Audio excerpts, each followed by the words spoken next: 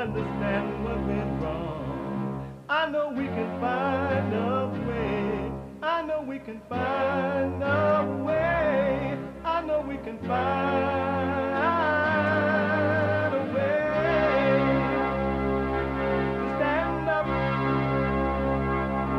stand up, stand up. And throughout the world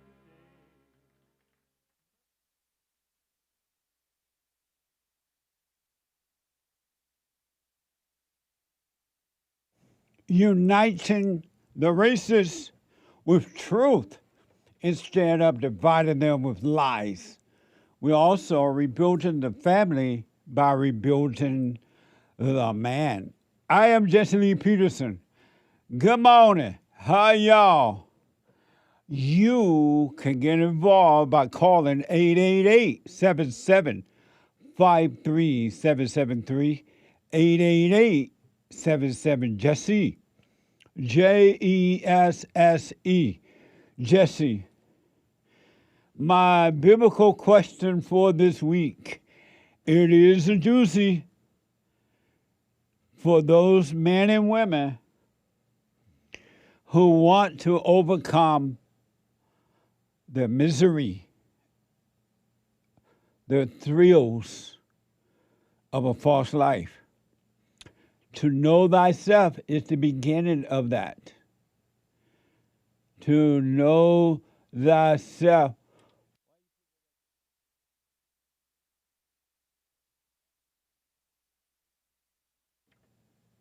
To know thyself is the beginning of overcoming.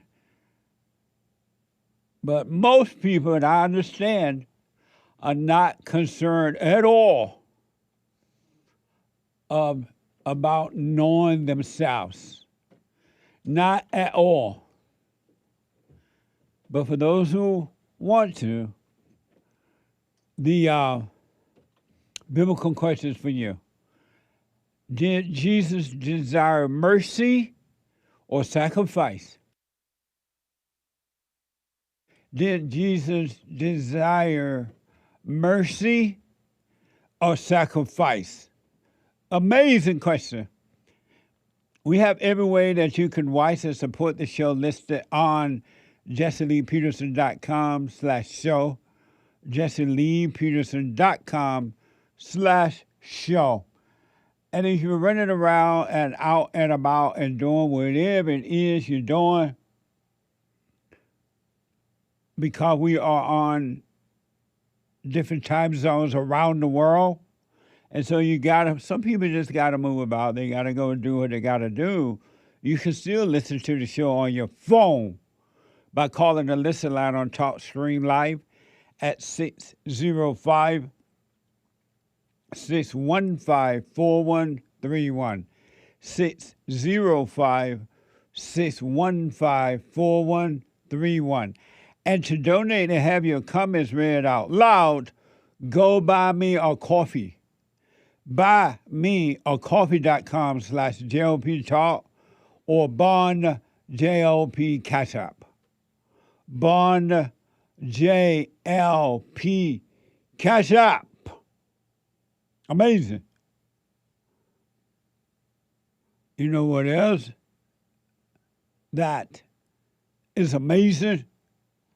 It's Tuesday again. Again. What the? And Tuesday, see, I have on my American shirt today because Tuesday reminds me of America when America was America. My country is completely gone now. And I got proof. And it is not coming back. By the way, happy Men's History Month. August is Men's History Month. And Tuesday is Country and Western Tuesday. Amazing. Bring back, oh, bring back my country to me. Bring back my country to me. What the? Who let the dogs out? Woo. Amazing.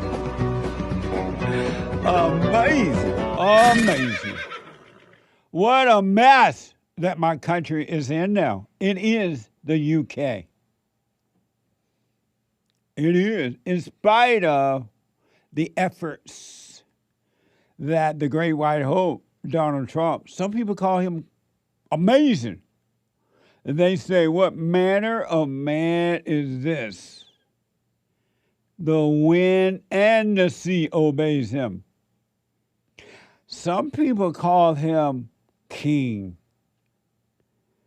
And they hold king rallies, not only in America, but around the world, worshiping the king, Donald Trump. Some people call him daddy. And they say, daddy is home. Your dad is home. I call him the great white hope.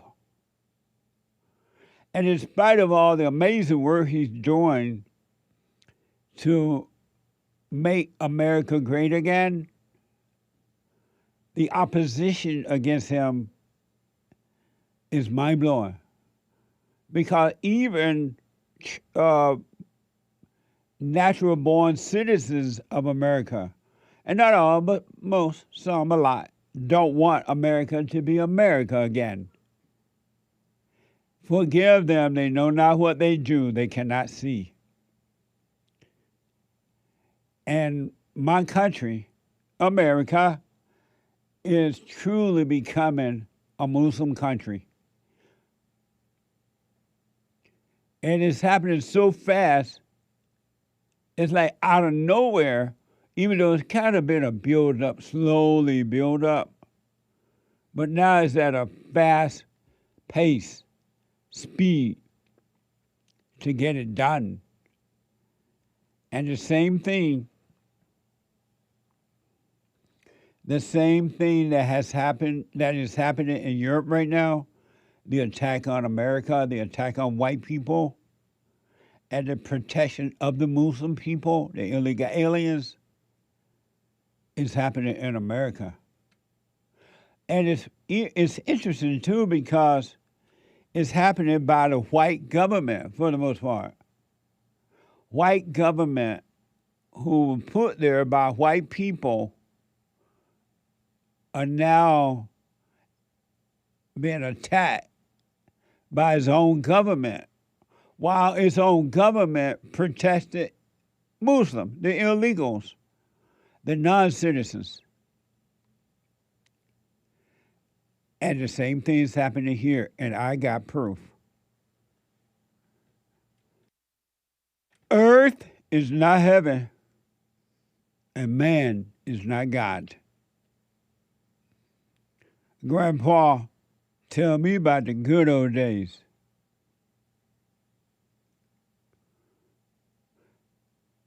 Don't forget to like these videos, by the way, like. The Great White Hope, according to the first post, Donald Trump has survived 3 official recognized assassination attempts alongside multiple high-profile security breaches. That's from the first post. What manner of man is this? Just imagine if the whole country and the whole world, but especially the country, America, had that same spirit of goodness that Donald Trump has. There would be perfect peace in America. It would be perfect peace. But one man has it for sure, and the devil desperately, inside of other people, evil inside of other people, want to put that light out before it wake up more people. Evil in your mind does not want you to wake up.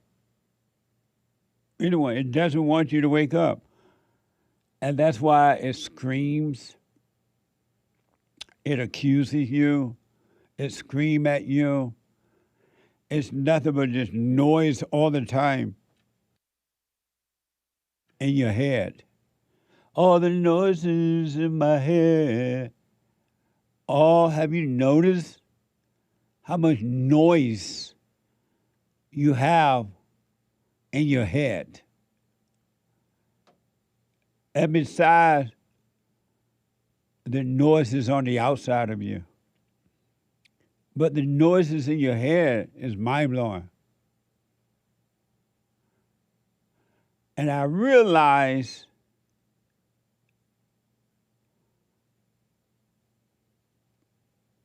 if you want to be free, you got to overcome the noise. Not only on the outside of you, inside of others, but in you. You got to overcome all those noise constantly talking to you, threatening you, making you feel guilty, sad, angry, worried, emotional, stressful, depressed, suicidal thoughts, judging yourself and others, nothing but noise.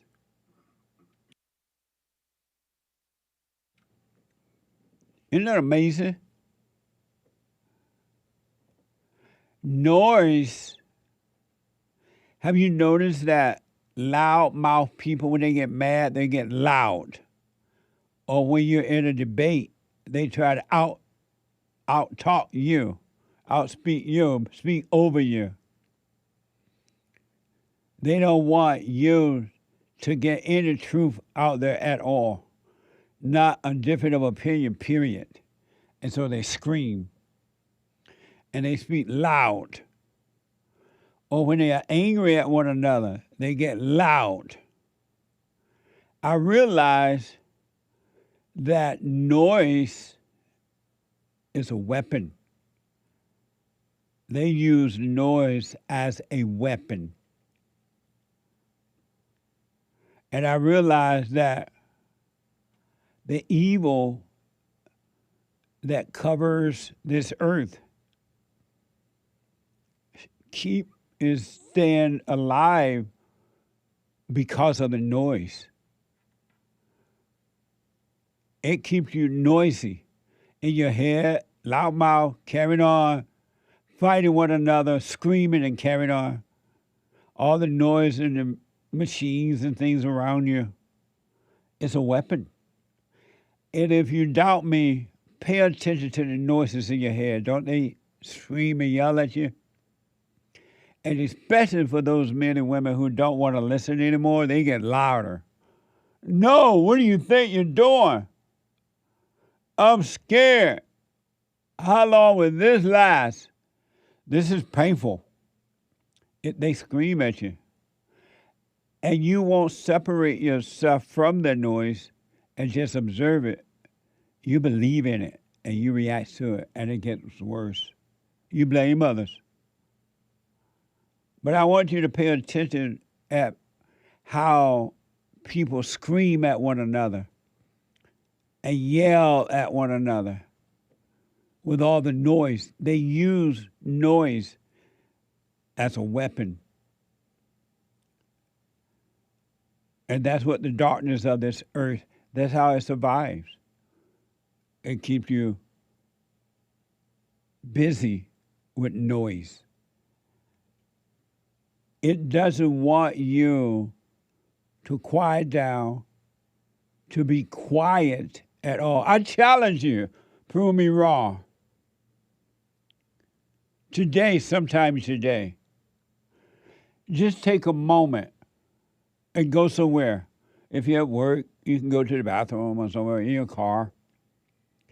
Or if you're at home, take a moment and just sit and be quiet. No noise around you or inside of you. Just sit for a minute and be quiet and see what happens. See what happens. And you can prove me wrong. That noise inside of you is not going to like it. It will scream, no, I'm alone. I'm lonely. I'm scared. What are you doing? Make a phone call. Get busy. Don't just sit here. Turn the radio on. Look at your phone. Turn your computer on. It's going to scream at you. I would encourage you, but do what you want. At least during the day, take a moment and just sit quiet in a quiet place. And you'll see what's going on inside of you. You will see that your enemy is in you. Your enemy pretends to be your friend, and your enemy is not your friend. Your enemy is inside of your mind, and your enemy inside of others are your enemies. It's not your friend. You got work to do. You got a job. Faith without works is dead. You got work to do. You got to work on yourself. Finally, do something for yourself. Work on you. Lay your weapon down. Stop fighting with the world outside of you, because you're not going to win. There's nothing to win. You're not going to win. Look what's happening outside of you right now. Everybody and they mama if you're black. Everybody and their mama if you're white are fighting. Everybody fighting. And no one is winning. Have you ever wondered why? And generation goes by. They come and they go. And the fighting continues. And nobody wins. The older generation die away fighting. And the next generation take over fighting. Both sides. And then they don't win. And they die away or get old and go away. And then another generation take over. Both sides. And they just fight. And nobody is winning. Isn't that amazing? Don't you wonder why? I used to be in that fight, so I understand, and I'm thinking, nothing changed. And several of the people that I knew that was in the fight with us, they're dead, and things only got worse.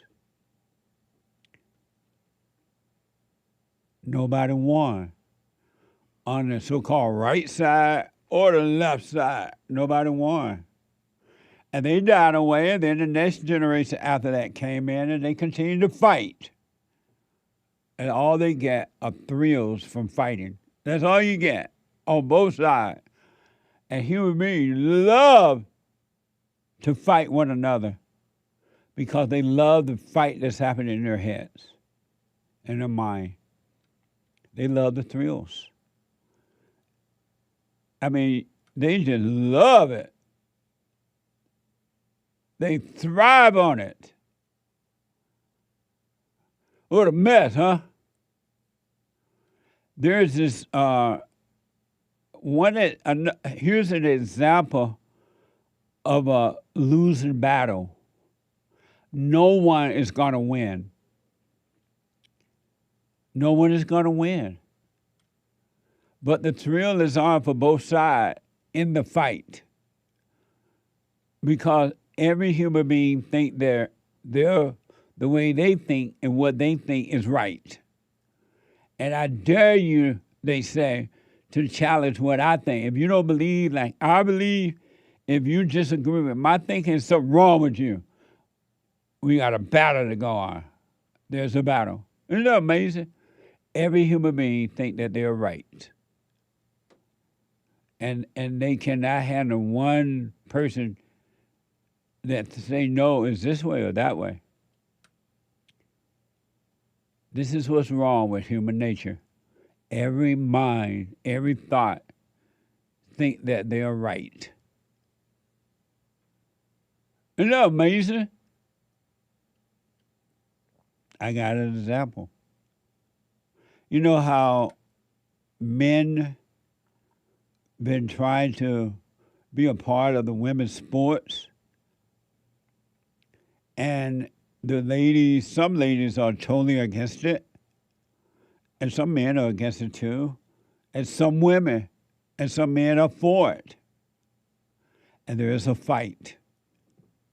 Nobody is winning, but in the women's basketball, according to the report, the black girls are attacking the white girls who speak up against it and who play ball better than them. And they are attacking them viciously.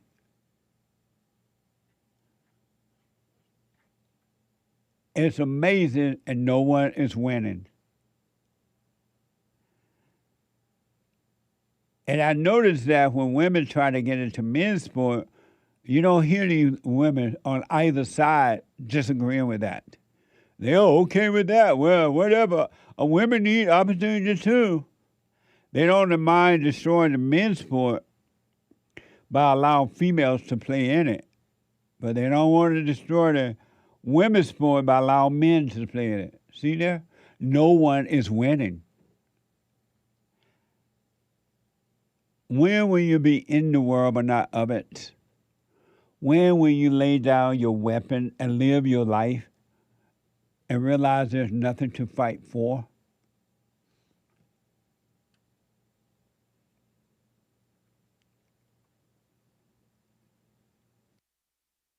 If not now, when? You want to get old and die and find out when you travel through that tunnel going to either hell or heaven and realize, wow, what a waste of life I lived?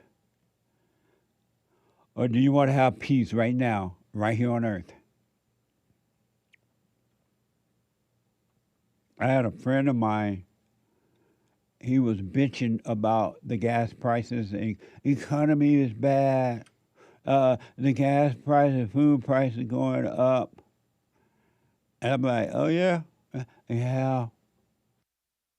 And so I ask, and I've asked several friends this, both male and female. I ask, do you have food on your table? Yeah. Are you able to pay your rent? Yes. Are you able to put gas in your car and get to where you want and need to go? Yes. Do you have clothes on your back? Yes.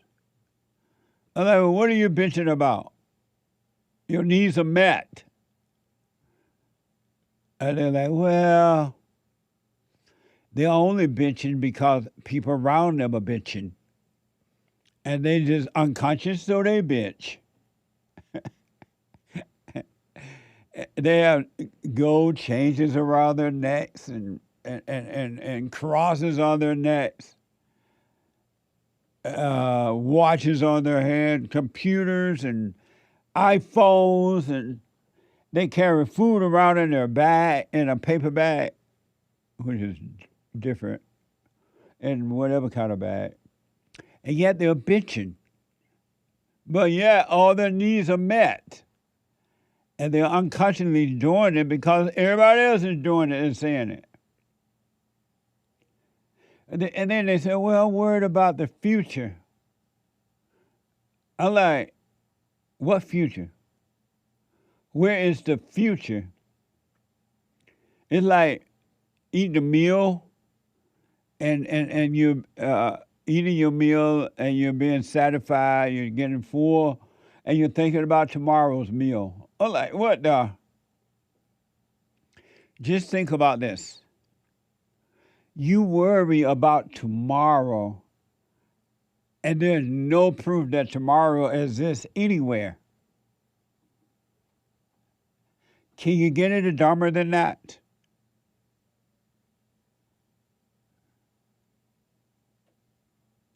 You worry about yesterday, and there's no proof of yesterday being anywhere. Zero proof. What's going on in your mind? You worry about things that doesn't even exist. But you feel the pain. You worry and you want to fight.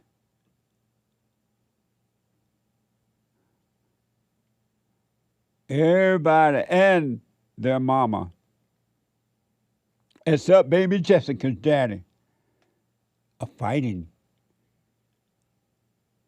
And no one is winning. Have you ever really took time to see that no one is winning? Have you taken the time and look around? Well, you know what? I'm arguing and fighting. I'm looking at all these people fighting over abortion, anti-abortion, pro-abortion, anti-abortion, all kind of abortion, illegal aliens, the Muslim, women basketball, men basketball, but ain't nobody winning.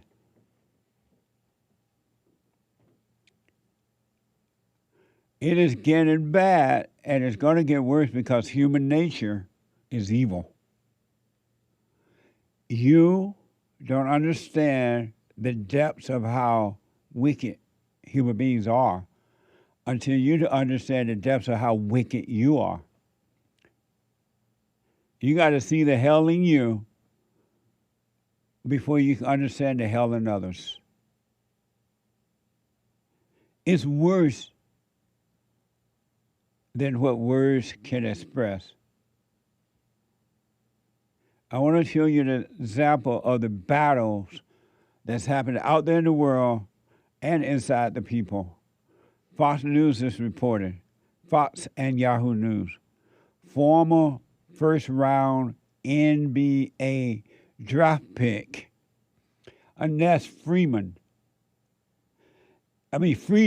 Freedom, and he's a so-called human rights activist as well, has made good on his promise to declare for next year's WNBA draft, officially penning a letter to the league on Monday. He want to be a part of the women's basketball team. This is from Fox. It's official. Former NBA player Ines Freedom making it official, submitting a letter declaring for the 2027 WNBA draft, challenging the league over who qualifies to play. If simply declaring who you are is all that's required, then I meet every single requirement necessary to compete in the WNBA. Former NBA player and Minnesota Senate candidate Royce White also says he wants his shot at playing in the WNBA, posting this photo of himself in a wig with the hashtag #LetHerPlay. The WNBA says only women are eligible to play, but doesn't define what constitutes a woman. Now pressure is building on the league to clarify exactly who can play. It's just astounding that the WNBA can't define the W in the name. And I think we're going through a very necessary conversation about who's actually eligible. Can you believe that in the United States of America, a Christian nation, people having a discussion about what is a man, what is a woman? That is a discussion, a real one. Talk about ego, huh? Quick break, back in a moment.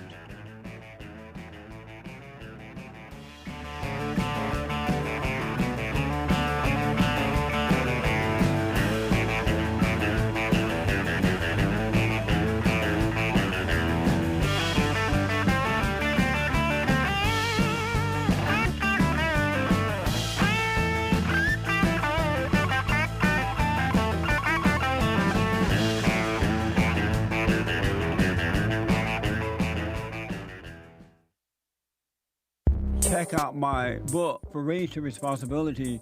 I show you how I was able to overcome anger. The spirit of anger was taken away from me. I had it. And as a result of having anger, I was insecure. I had doubt, worry, fear. I was in a fallen state and didn't know it. And it wasn't until I went and forgave my mother, who tried to turn me away from my father. I forgave my father for not being there and returned back to him. My spirit connected with his spirit, and through him, I was able to return to God. And I have perfect peace. Perfect love casts out anger. And when anger is gone, fear and doubt, worry, insecurity, suicidal thoughts, all of that is gone, and you are free.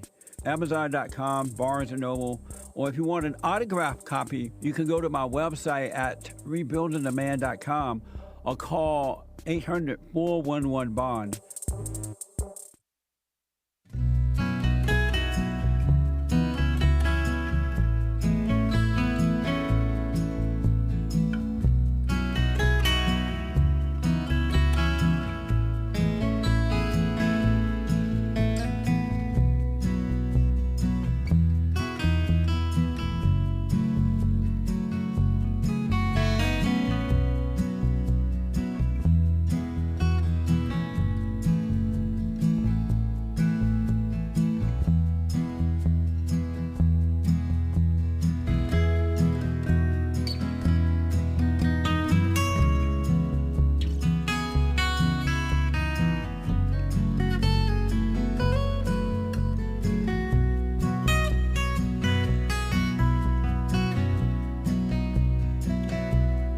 Okay, welcome back. What the? I do personal shout outs for you, and they are amazing. And the people love the shout outs. They're like, thank you, Jesse. You're welcome. Birthday shout outs, weddings, congratulations, encouragement, whatever the shout out is. Go to Cameo, cameo.com/Jesse Lee Peterson, cameo.com/Jesse Lee Peterson. And check out the merch. We have amazing merch. We have the silver coin celebrating 250 years of a country that is lost. What the? Sad songs, sad movies always make me cry. Losing my country and thinking about losing it always make me cry. But we're celebrating in appreciation 250 years of America. And then Punchy's coffee. It is good. See how many different flavors comes in there? Oh, Punchy's coffee is amazing. And then you go down further there in the store, merch. Oh, my books. And they are amazing. And yes, I will sign them. And then T-shirts and mugs. And come back. How come he moves so fast? It's making me dizzy.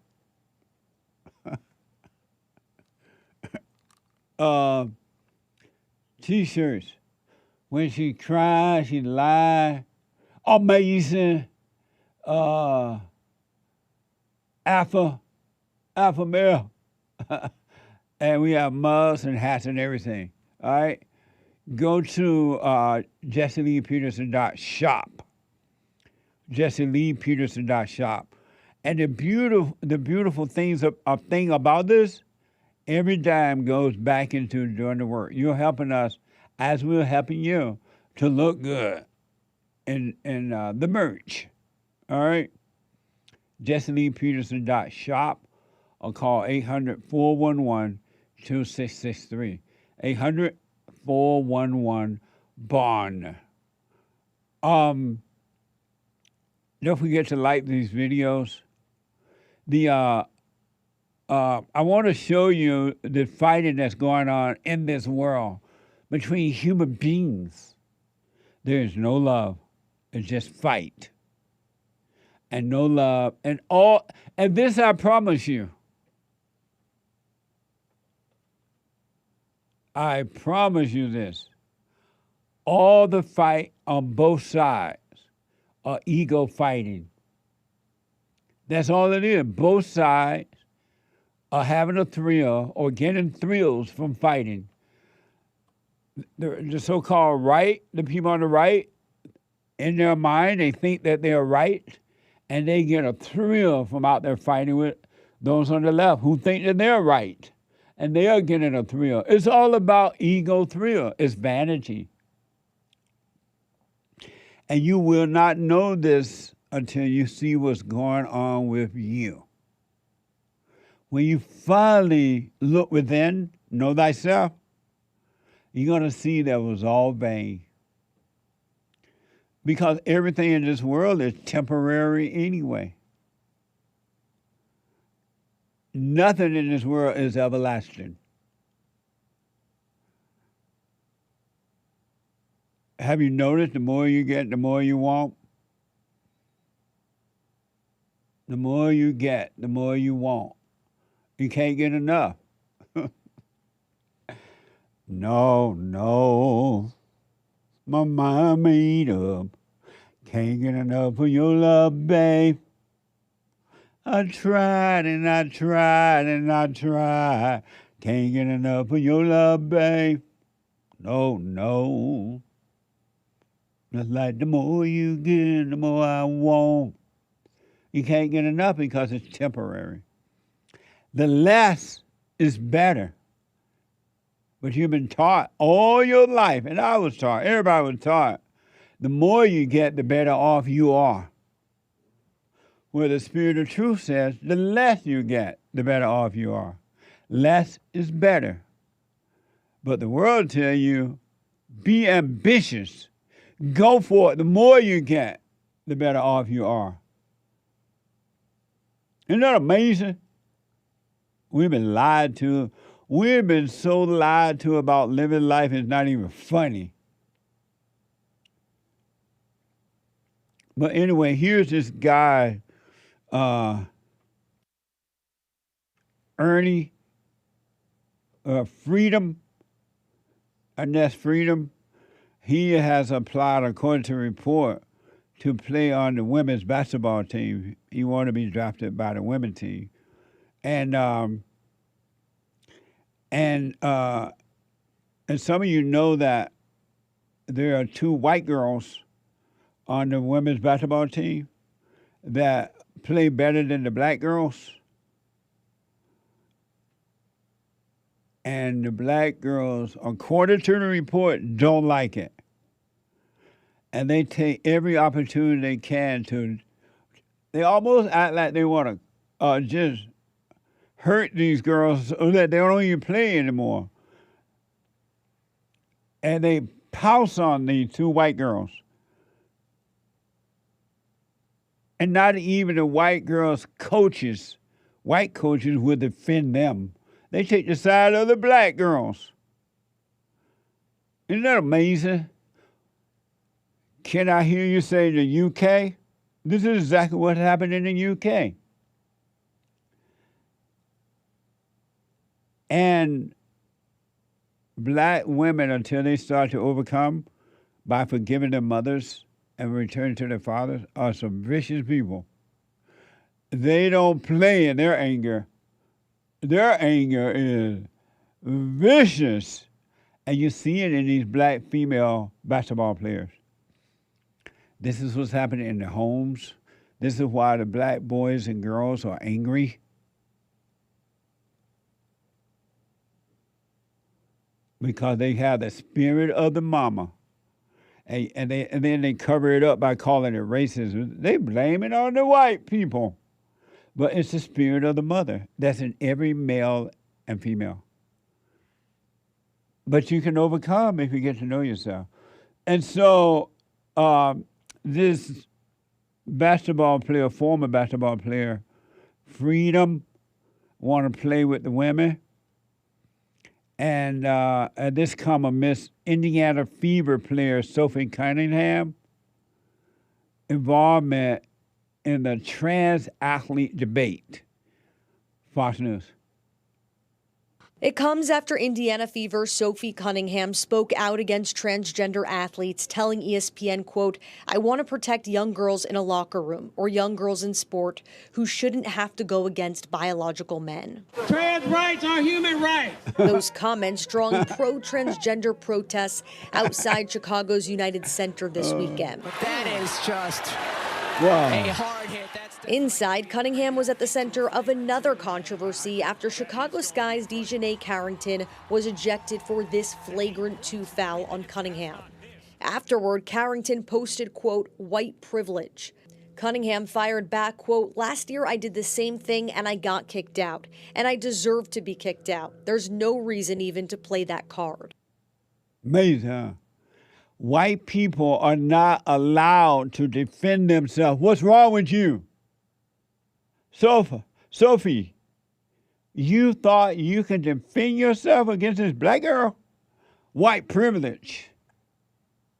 Not even, according to the report, not even the Fever's coach defended Cunningham. She took the side of the black girl, it sounds. Now do you believe me when I say that there is a genocide upon white people? Not only in Europe, not only in South Africa, but in America? They hate you, white folks. And they have permission to just pounce on you. And you dare to speak up. It's white privilege. What an evil, evil world we live in.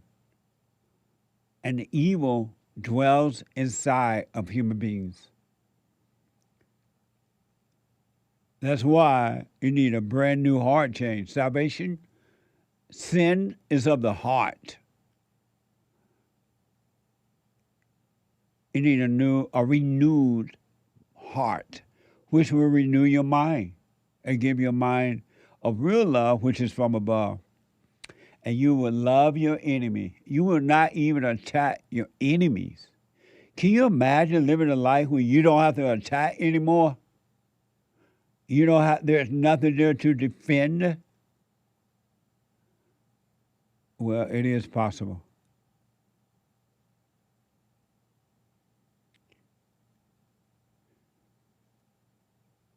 May God have mercy on America. It is just, if I was an emotional person, I would be in tears about my country.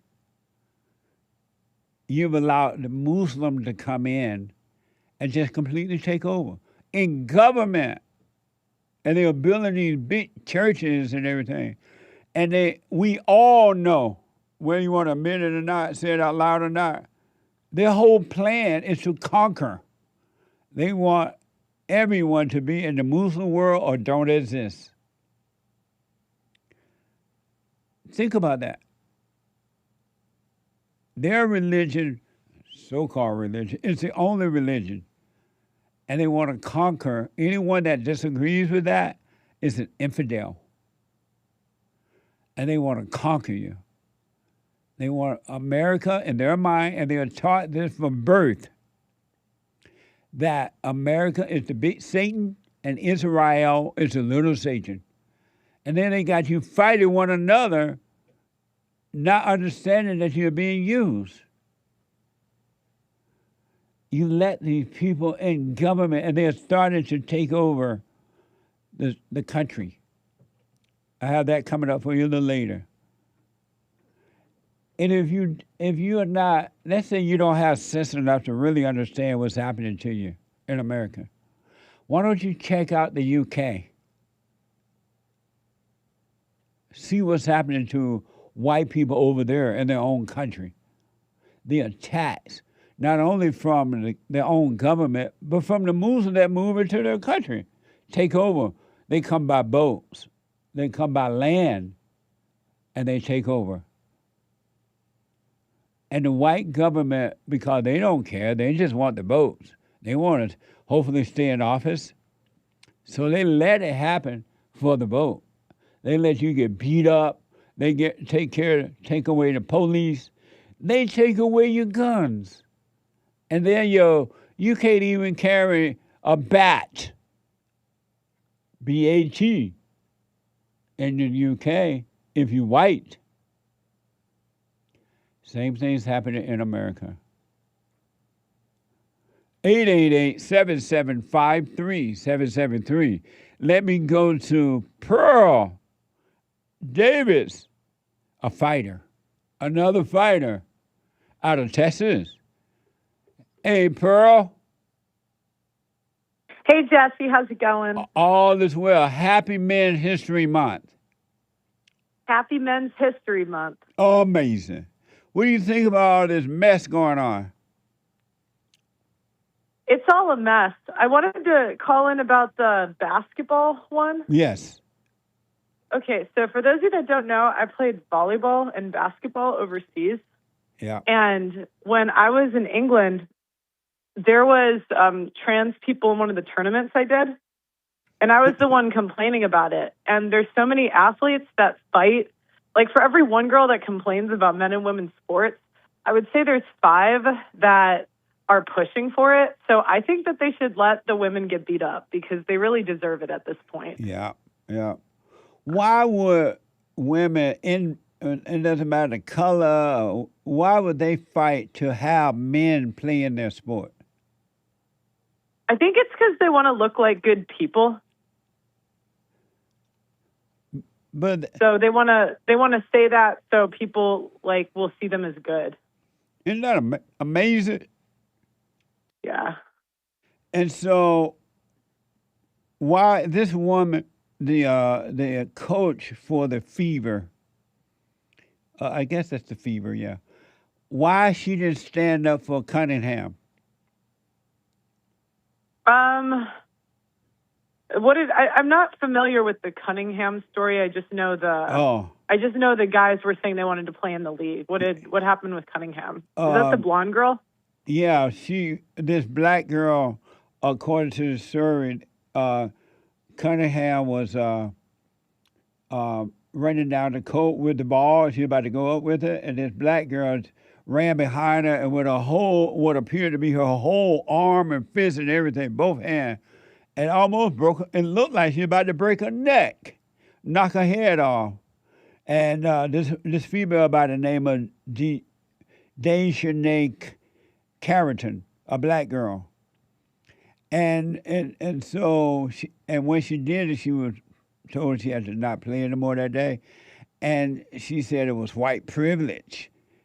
And the Indiana Fever head coach defended the black girl instead of defending her own team player.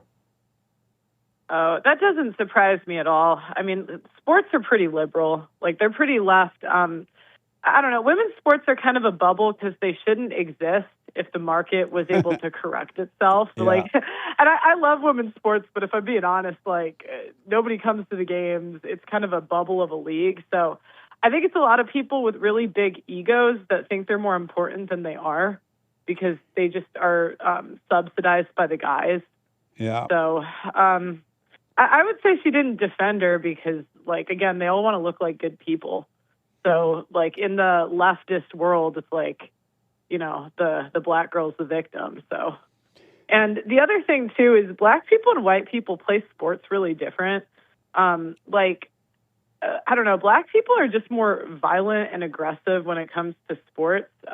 When at my gym in Dallas, the black people would come at night and the white people would come during the day. Not intentionally, but like, just like if I would go to play basketball at noon, it'd be all white guys. And if I go at night, it's like black guys. And like, they got rid of the basketball court, allegedly. They didn't put this out, but because black people wouldn't stop fighting. And when white people, like, when we bump into each other or something, it's like, oh, that's okay, man. You take the ball. No, you take the ball. No, it's all right. Like, it's very polite.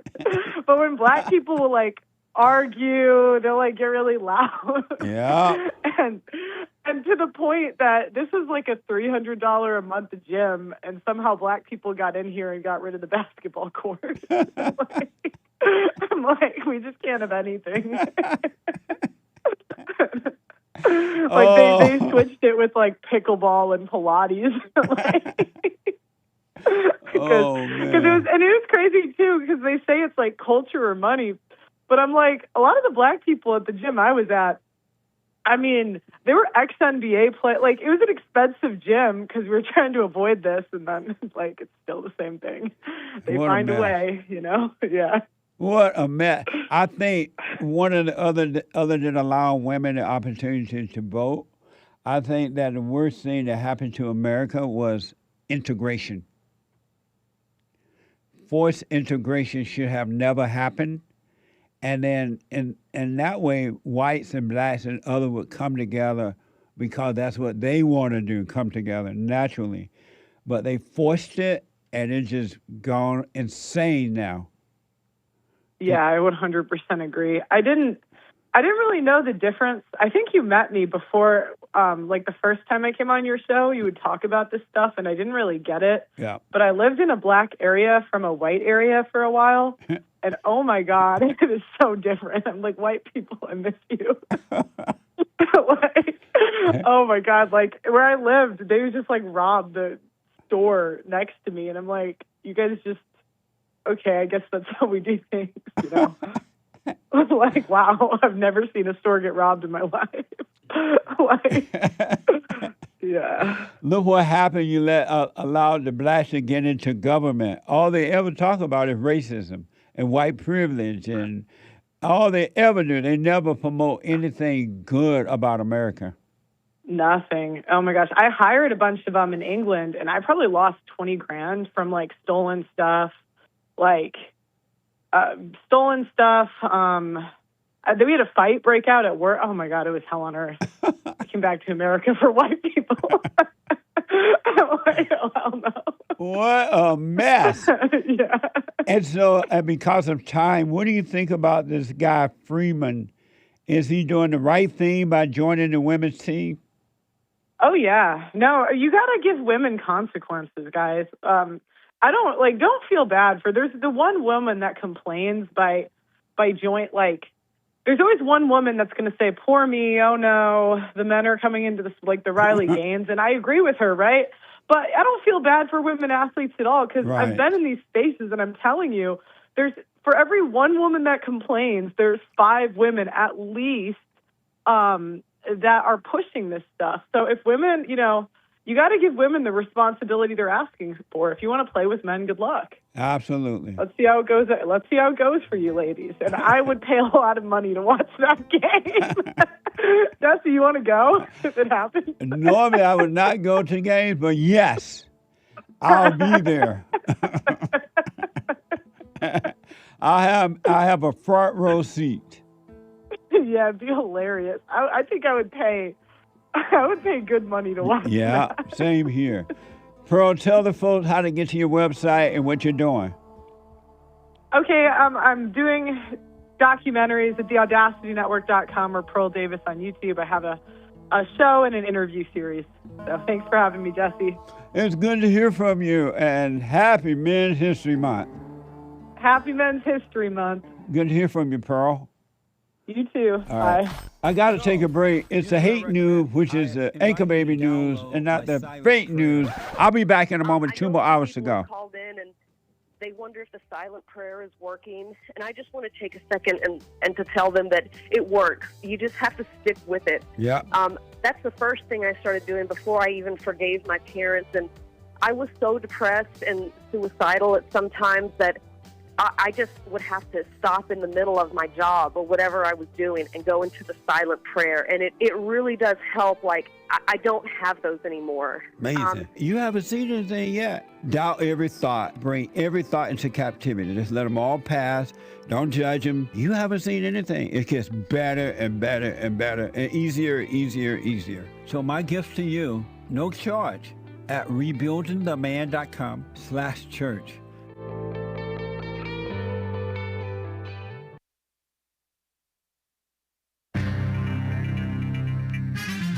It's the anchor baby news doing the hake news.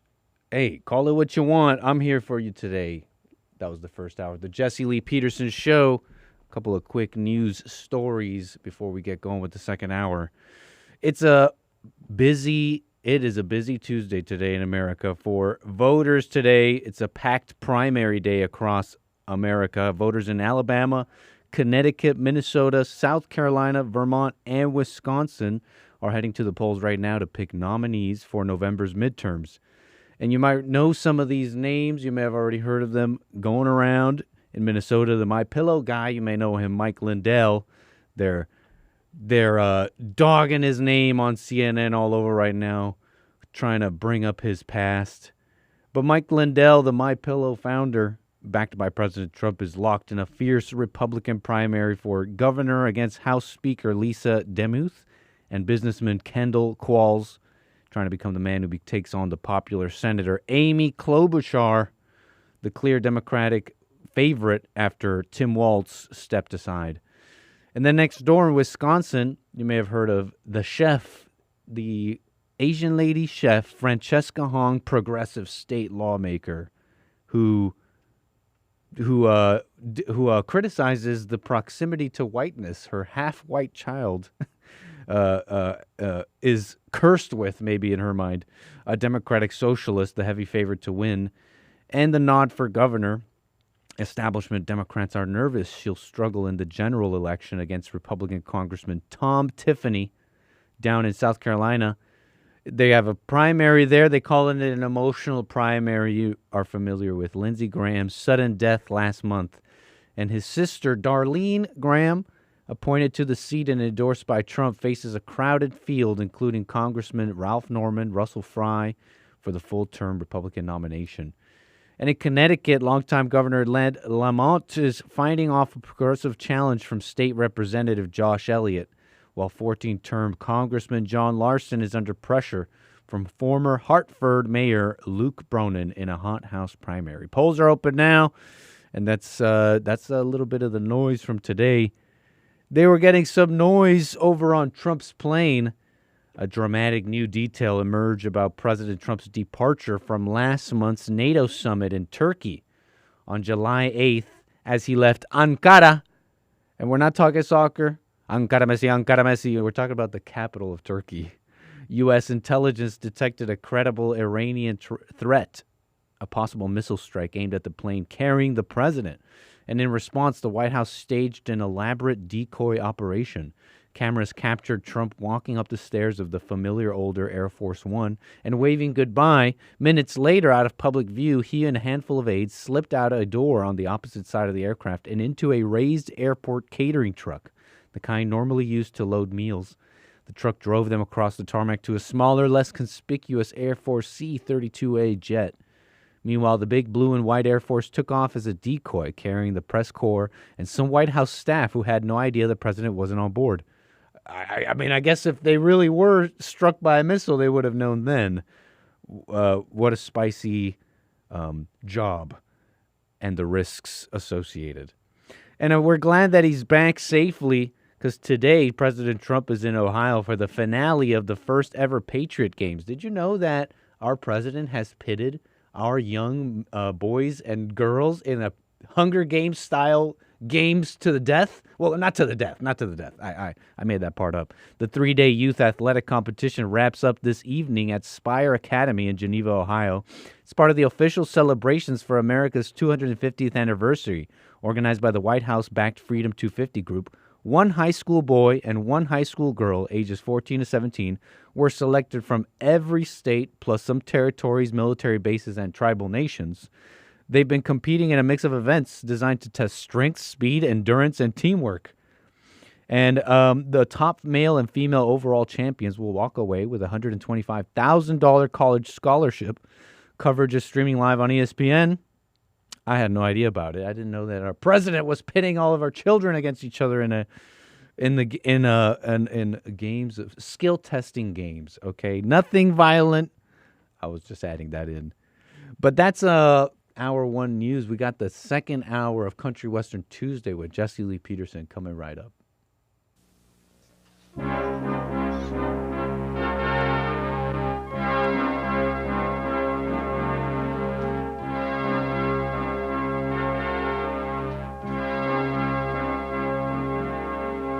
Somewhere in the world today, men have got to stand up strong, face the truth about themselves, to understand what went wrong. I know we can find a way. I know we can find a way. I know we can find a way to stand up, stand up, stand up.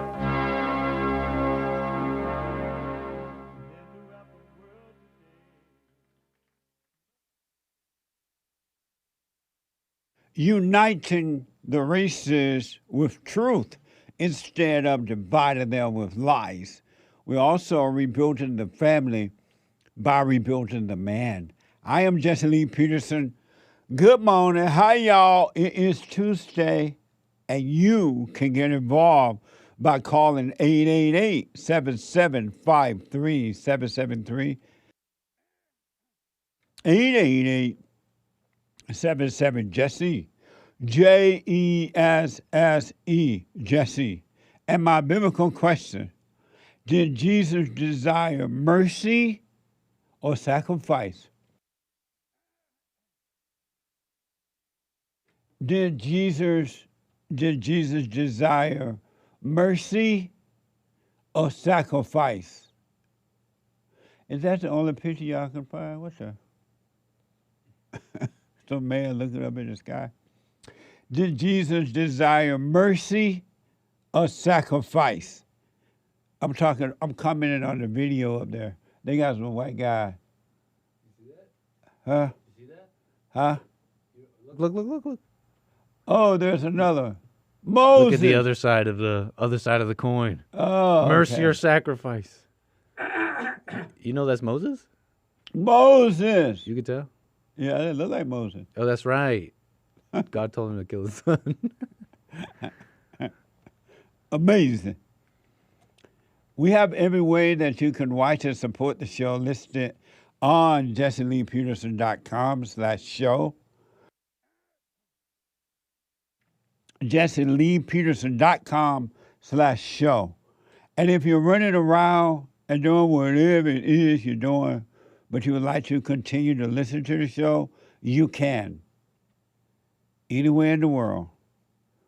Because somewhere in the world, it is already Wednesday morning. Can you believe that? What the? You can podcast and still listen as it is happening on your phone by calling the listen line on TalkScreen Live at 605-615-4131. 605-615-4131. And to donate and have your comments read out loud, go buy me on coffee. Buy me on coffee.com/JLP Talk or Bond JLP Cash App. And we're going to get to your super chats in this hour for sure. Bond JLP Cash App. It's Tuesday. And every Tuesday is Country and Western Tuesday. Bring back, oh, bring back my country to me. Bring back my country to me. What the? Who let the dogs out? Woo. Amazing. Amazing. Country and Western Tuesday. 888-77-JESSE. Let me go to the busy phones here. Let me go to San Bernardino, California, and talk to Mark, our first-time caller. Mark, you are on the air. Hey, how's it going, Jesse? Good morning. Hey, good morning, Mark. Yeah, I just wanted to talk about the biblical question, and also I want to ask you a question. Did Jesus desire mercy or sacrifice? I would say he desired mercy. And why do you sacrifice. say that? Pretty much, I guess you can say he pretty much said it, I guess, in the Bible. I'm not really a Bible thumper, but I read it somewhere. And then I guess you can say that mercy is more important than outward religious acts when the heart isn't right. So. Okay, so you say Jesus desired mercy, not sacrifice? Yeah. Amazing. Well, I appreciate that, and I'll put my 2 cents in on Sunday. All right, sounds good.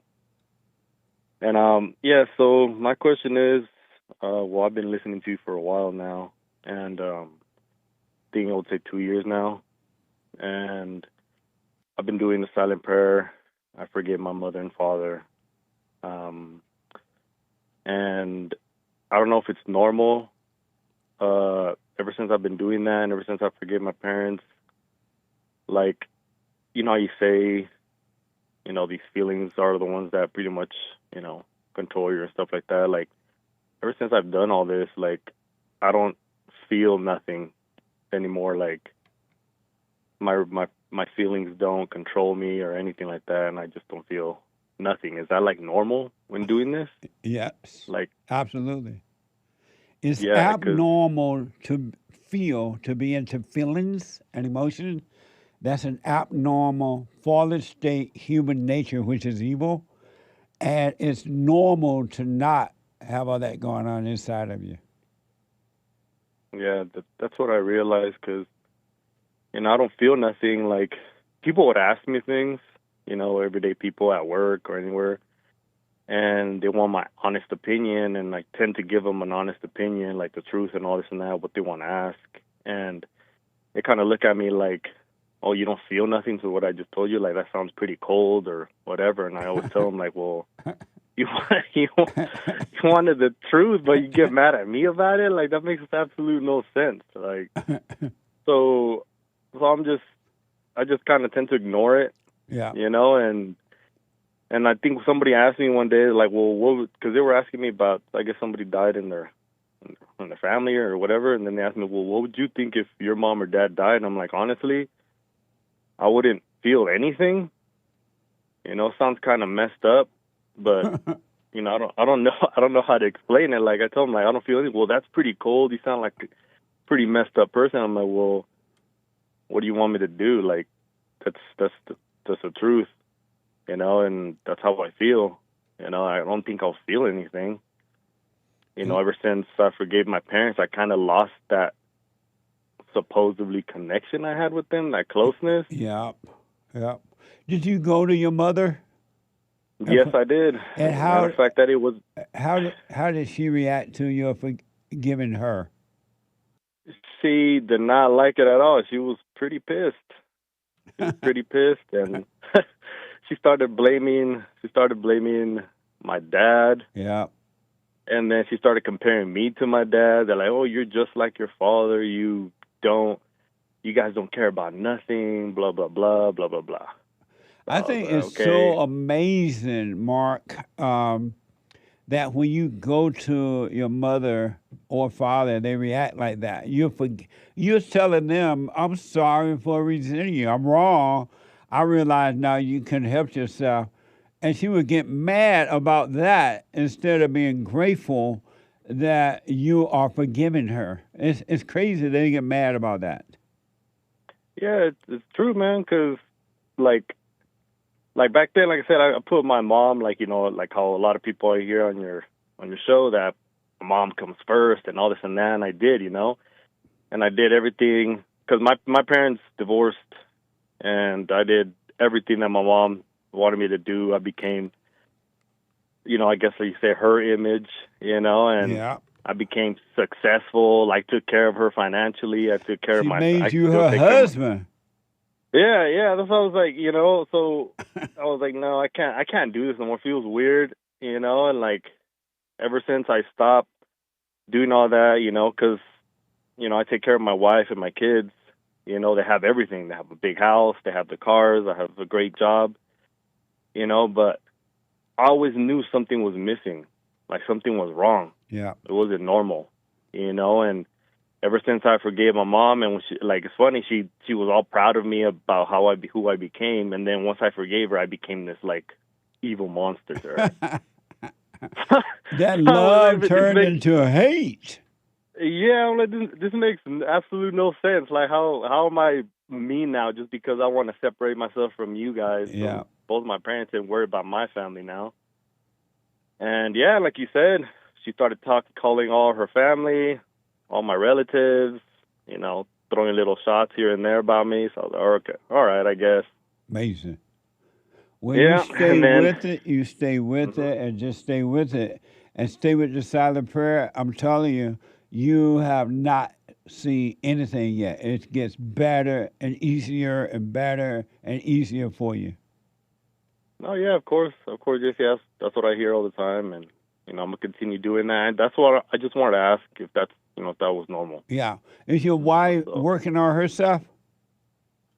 Yes, she started, you know, watching you. She started listening to your church as well. You know, she asks me questions, you know, because she's very closed off. Like, she wasn't really brought up, like, into, like you say it, out there in the world. Right. So she kind of like tries to understand things, and yes, she obeys me, you know. So she, you know, so yeah, she obeys me, like you said, not in the wrong way, but she listens to, you know, she takes my advice when she wants to ask a question, and, you know, I just let her be. You know, if she starts with her, you know, little attitudes, I kind of ignore her. I'm like, I don't want to hear this. Like, I know. You know, you go go deal with your stuff over there. I'm good over here. Right on. Amazing. So, yeah. Amazing. Well, you stay with it, Mark. I appreciate your call. Yeah, no problem. Just thank you, man. All right, buddy. That's amazing. There is another way to live, folks. A real way of living that leads to life and not death. 888-775-3773. Super. Super chat. Some quick super chats here. We do appreciate it. And we got them from buymeacoffee.com/Jesse Lee Peterson. I was about to say Anchor Baby. Thank you. Amazing. And Cash App. Thank you, Brooke F., for your generous, very generous donation. Thank you, Brooke. Sean G. That. Yeah. Sean G says, I've been absent for 2 weeks. Help. Amazing. Well, welcome back. Eugene with the coffees. Very generous. Appreciate it. Good morning, Jesse and crew. Happy Men's History Month. I bought one of your shirts that says, anyone that has anger is evil. I love the shirt. Thank you. You're welcome. Stay with it. Stay with it. Stay with it. And I appreciate your support as well. Thank you for helping us to help others. I appreciate it. Robert with the generous coffees. We do appreciate it. Eric. Thank you, Robert. Eric H. with some coffee says, the desire to be something is the beginning of conflict. That's for sure. Amazing. Thank you. We appreciate the donors here on Pilled. And that is all for now. Thank you, Pills. Amazing. Oh, one more from. Can I say your name? I'm gonna call you Weed. Says, thank you for calling, Pearl. Amazing. Who will I be if I didn't have my noise? That's right. What a mess. Noise is a weapon. It's amazing, huh? Thank you. Amazing. And that's all for now. Thank you very much. I do appreciate it. 888-77-JESSE. I want to, and then I'll get right back to the calls, but I want to really show you what a waste of life to be fighting. Talk about false ego. Your fighting is all vanity, and no one wins. No one ever wins. Both sides think that they're right because all thoughts are all lies all the time. And you get mad because they don't agree with you. And you fight, which shows that you're wrong. Isn't that amazing?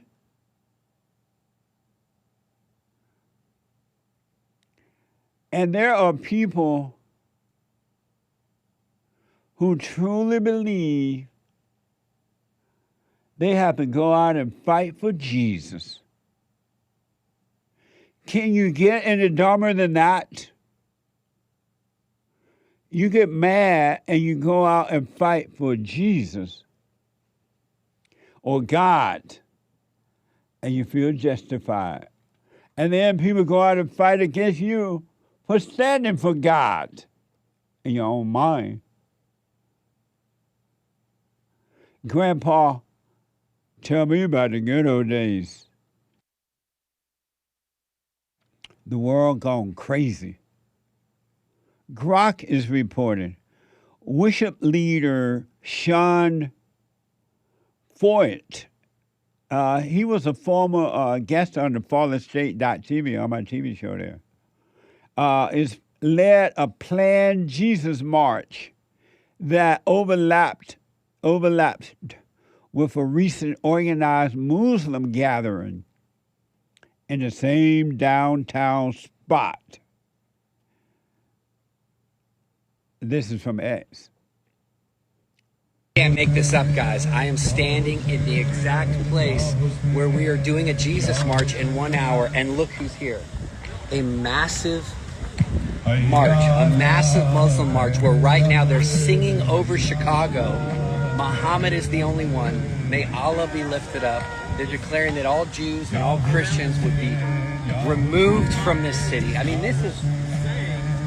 It's not just in Michigan. It's not just in New York. Right here in Chicago, a massive march is happening through the streets of the city where they are declaring that there is no God but Allah. They're declaring Muhammad is the true prophet, and they're literally threatening with verses of the Quran over Christians, over Jews, over everybody that will not comply. This is America.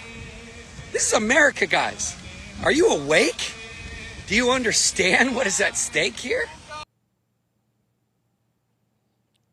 One side is fighting for Jesus, and the other side is fighting for Muhammad. And they're both wrong. How do you fight for Jesus? Think about that. Just think about that for a minute. How do you fight for Jesus? What happens to the mind that tells you that you're fighting for Jesus, as though Jesus needs someone to fight for him or God? Think about that. All thoughts are all lies all the time about anything.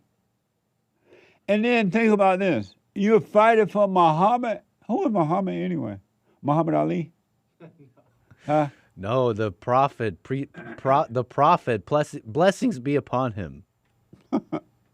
Where is he? I don't know. He I dead. was going to say heaven or something like that. They say blessings be upon him.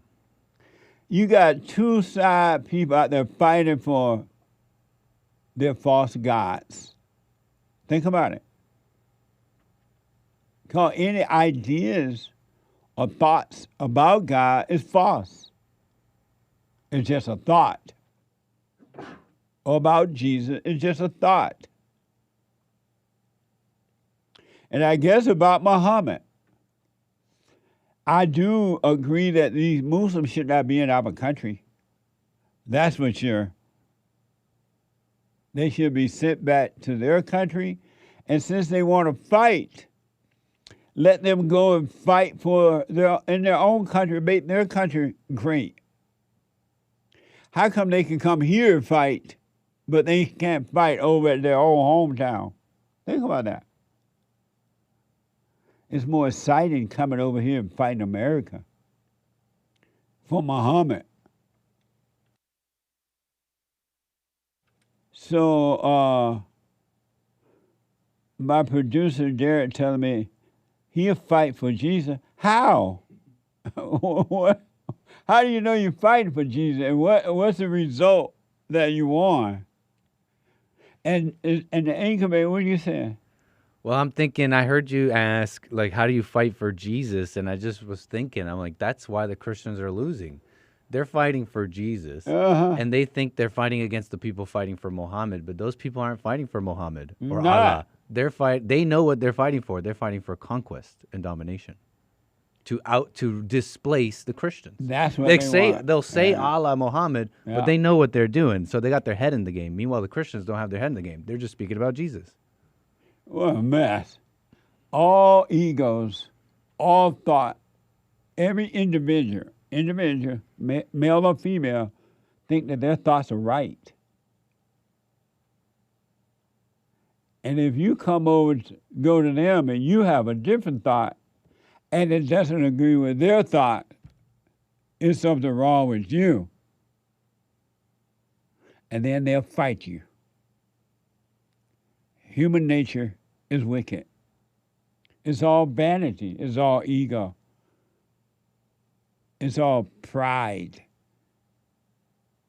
And that's why it falls. Because it's not real. Derek says, by speaking out against lies about Jesus. What the? So Jesus needs you to speak out against lies for him, right? Oh, amazing.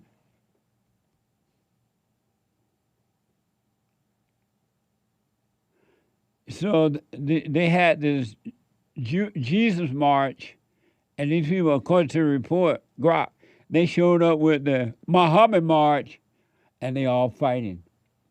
Each one trying to be louder than the other. I just don't think these people need to be in our country, really. Sean posted a video of both crowds sharing sidewalk under a black flag and banner. This is from X. Look at the vanity.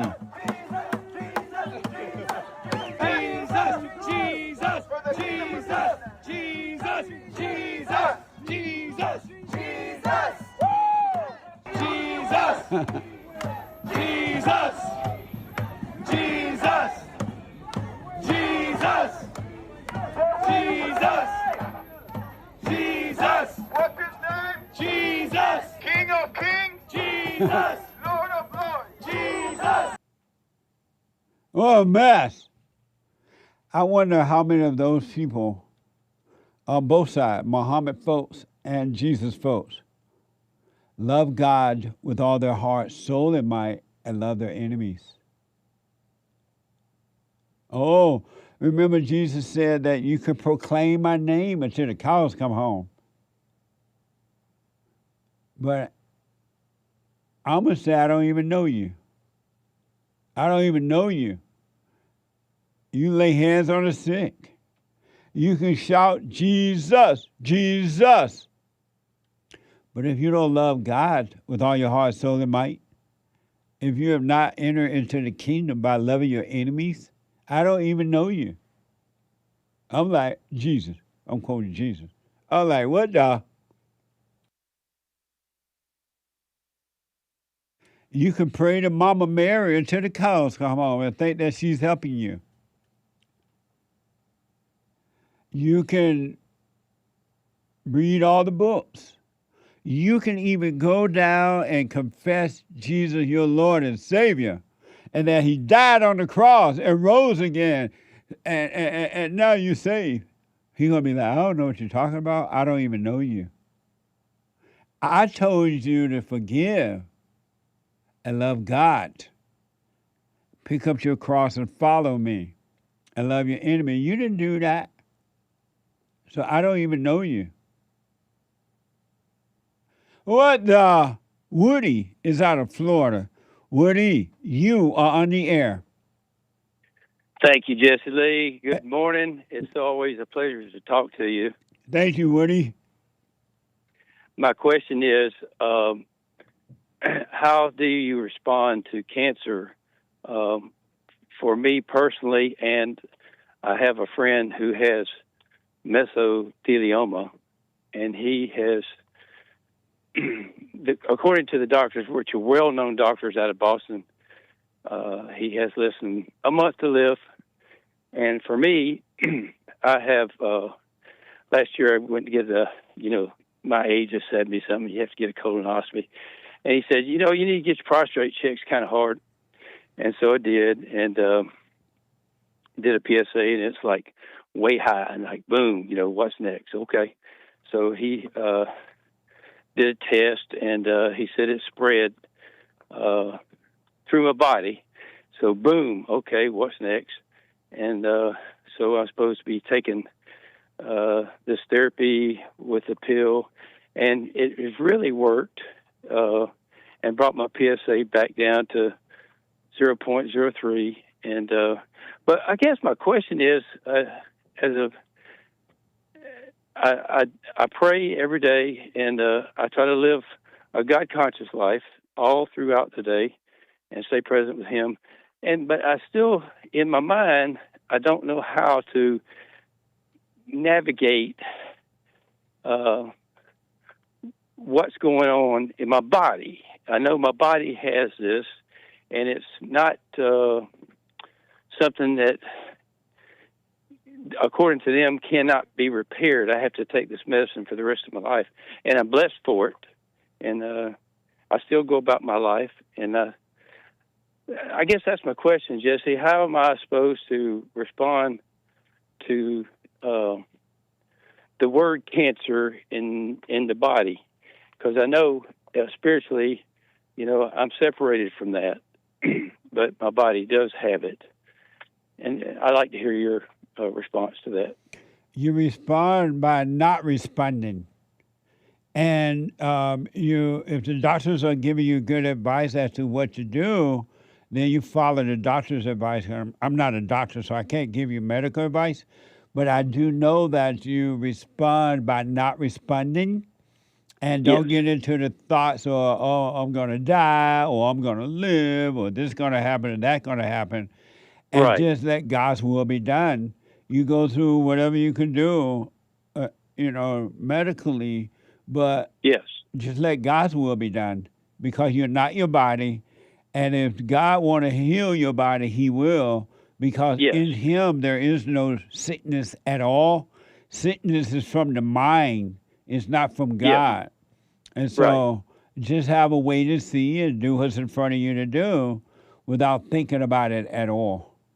Right, yeah. And I've had other people who've had the same problem as me, and they talk about it all the time, what they got this, what they got this, and I don't go there, you know. I just kind of stay within. I keep it very, very minimal, and then when they ask me about it, I say, yeah, I take this medicine, and it seems to be working good, and I just follow the doctor's advice, and I'm just like I do the Heisman, you know. I just like, boom, keep away from me, you know. Yeah.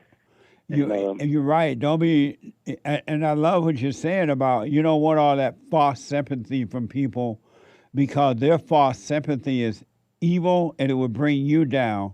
And that's the whole purpose of it, to make you feel, oh, I feel so sorry for you. I'm so sorry to hear that. My prayers goes out to you. And then now you want to cry. Because I don't feel that way. Yeah. I'm sorry? I don't feel that way. Yeah. Right on. Yeah. So just, okay, God, they says that this is in my body. Let your will be done. I want healing, but it's up to you. And then go on with your day, practice staying present. Have you dropped your anger? Yes, sir. Yes, sir. I've forgiven. My parents are gone, but I understand the concept of forgiving, because I know where the anger and the hate came from. Yes.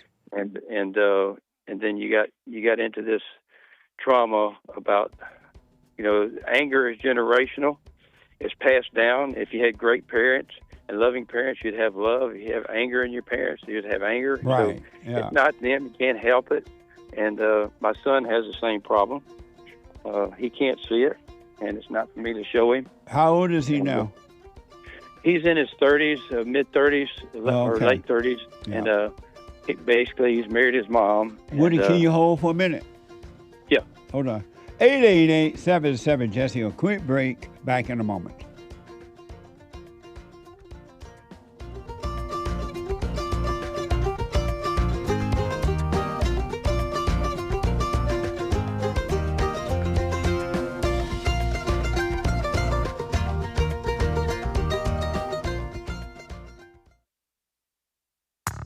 I recommend you get a copy of my book, From Rage to Responsibility.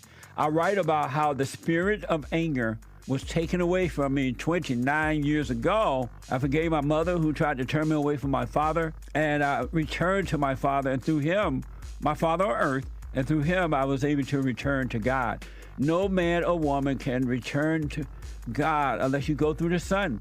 And men are sons of God. There may be weak, pathetic examples of it, but it's the spiritual order of life. God in Christ, Christ in man, man over woman, and woman over children. So get From Rage to Responsibility. I write about that. Go to my website, rebuildingtheman.com, for an autographed copy, or call 800-411-BOND. And donate to my nonprofit, Bond, the Brotherhood Organization of a New Destiny. We are rebuilding the family by rebuilding the man.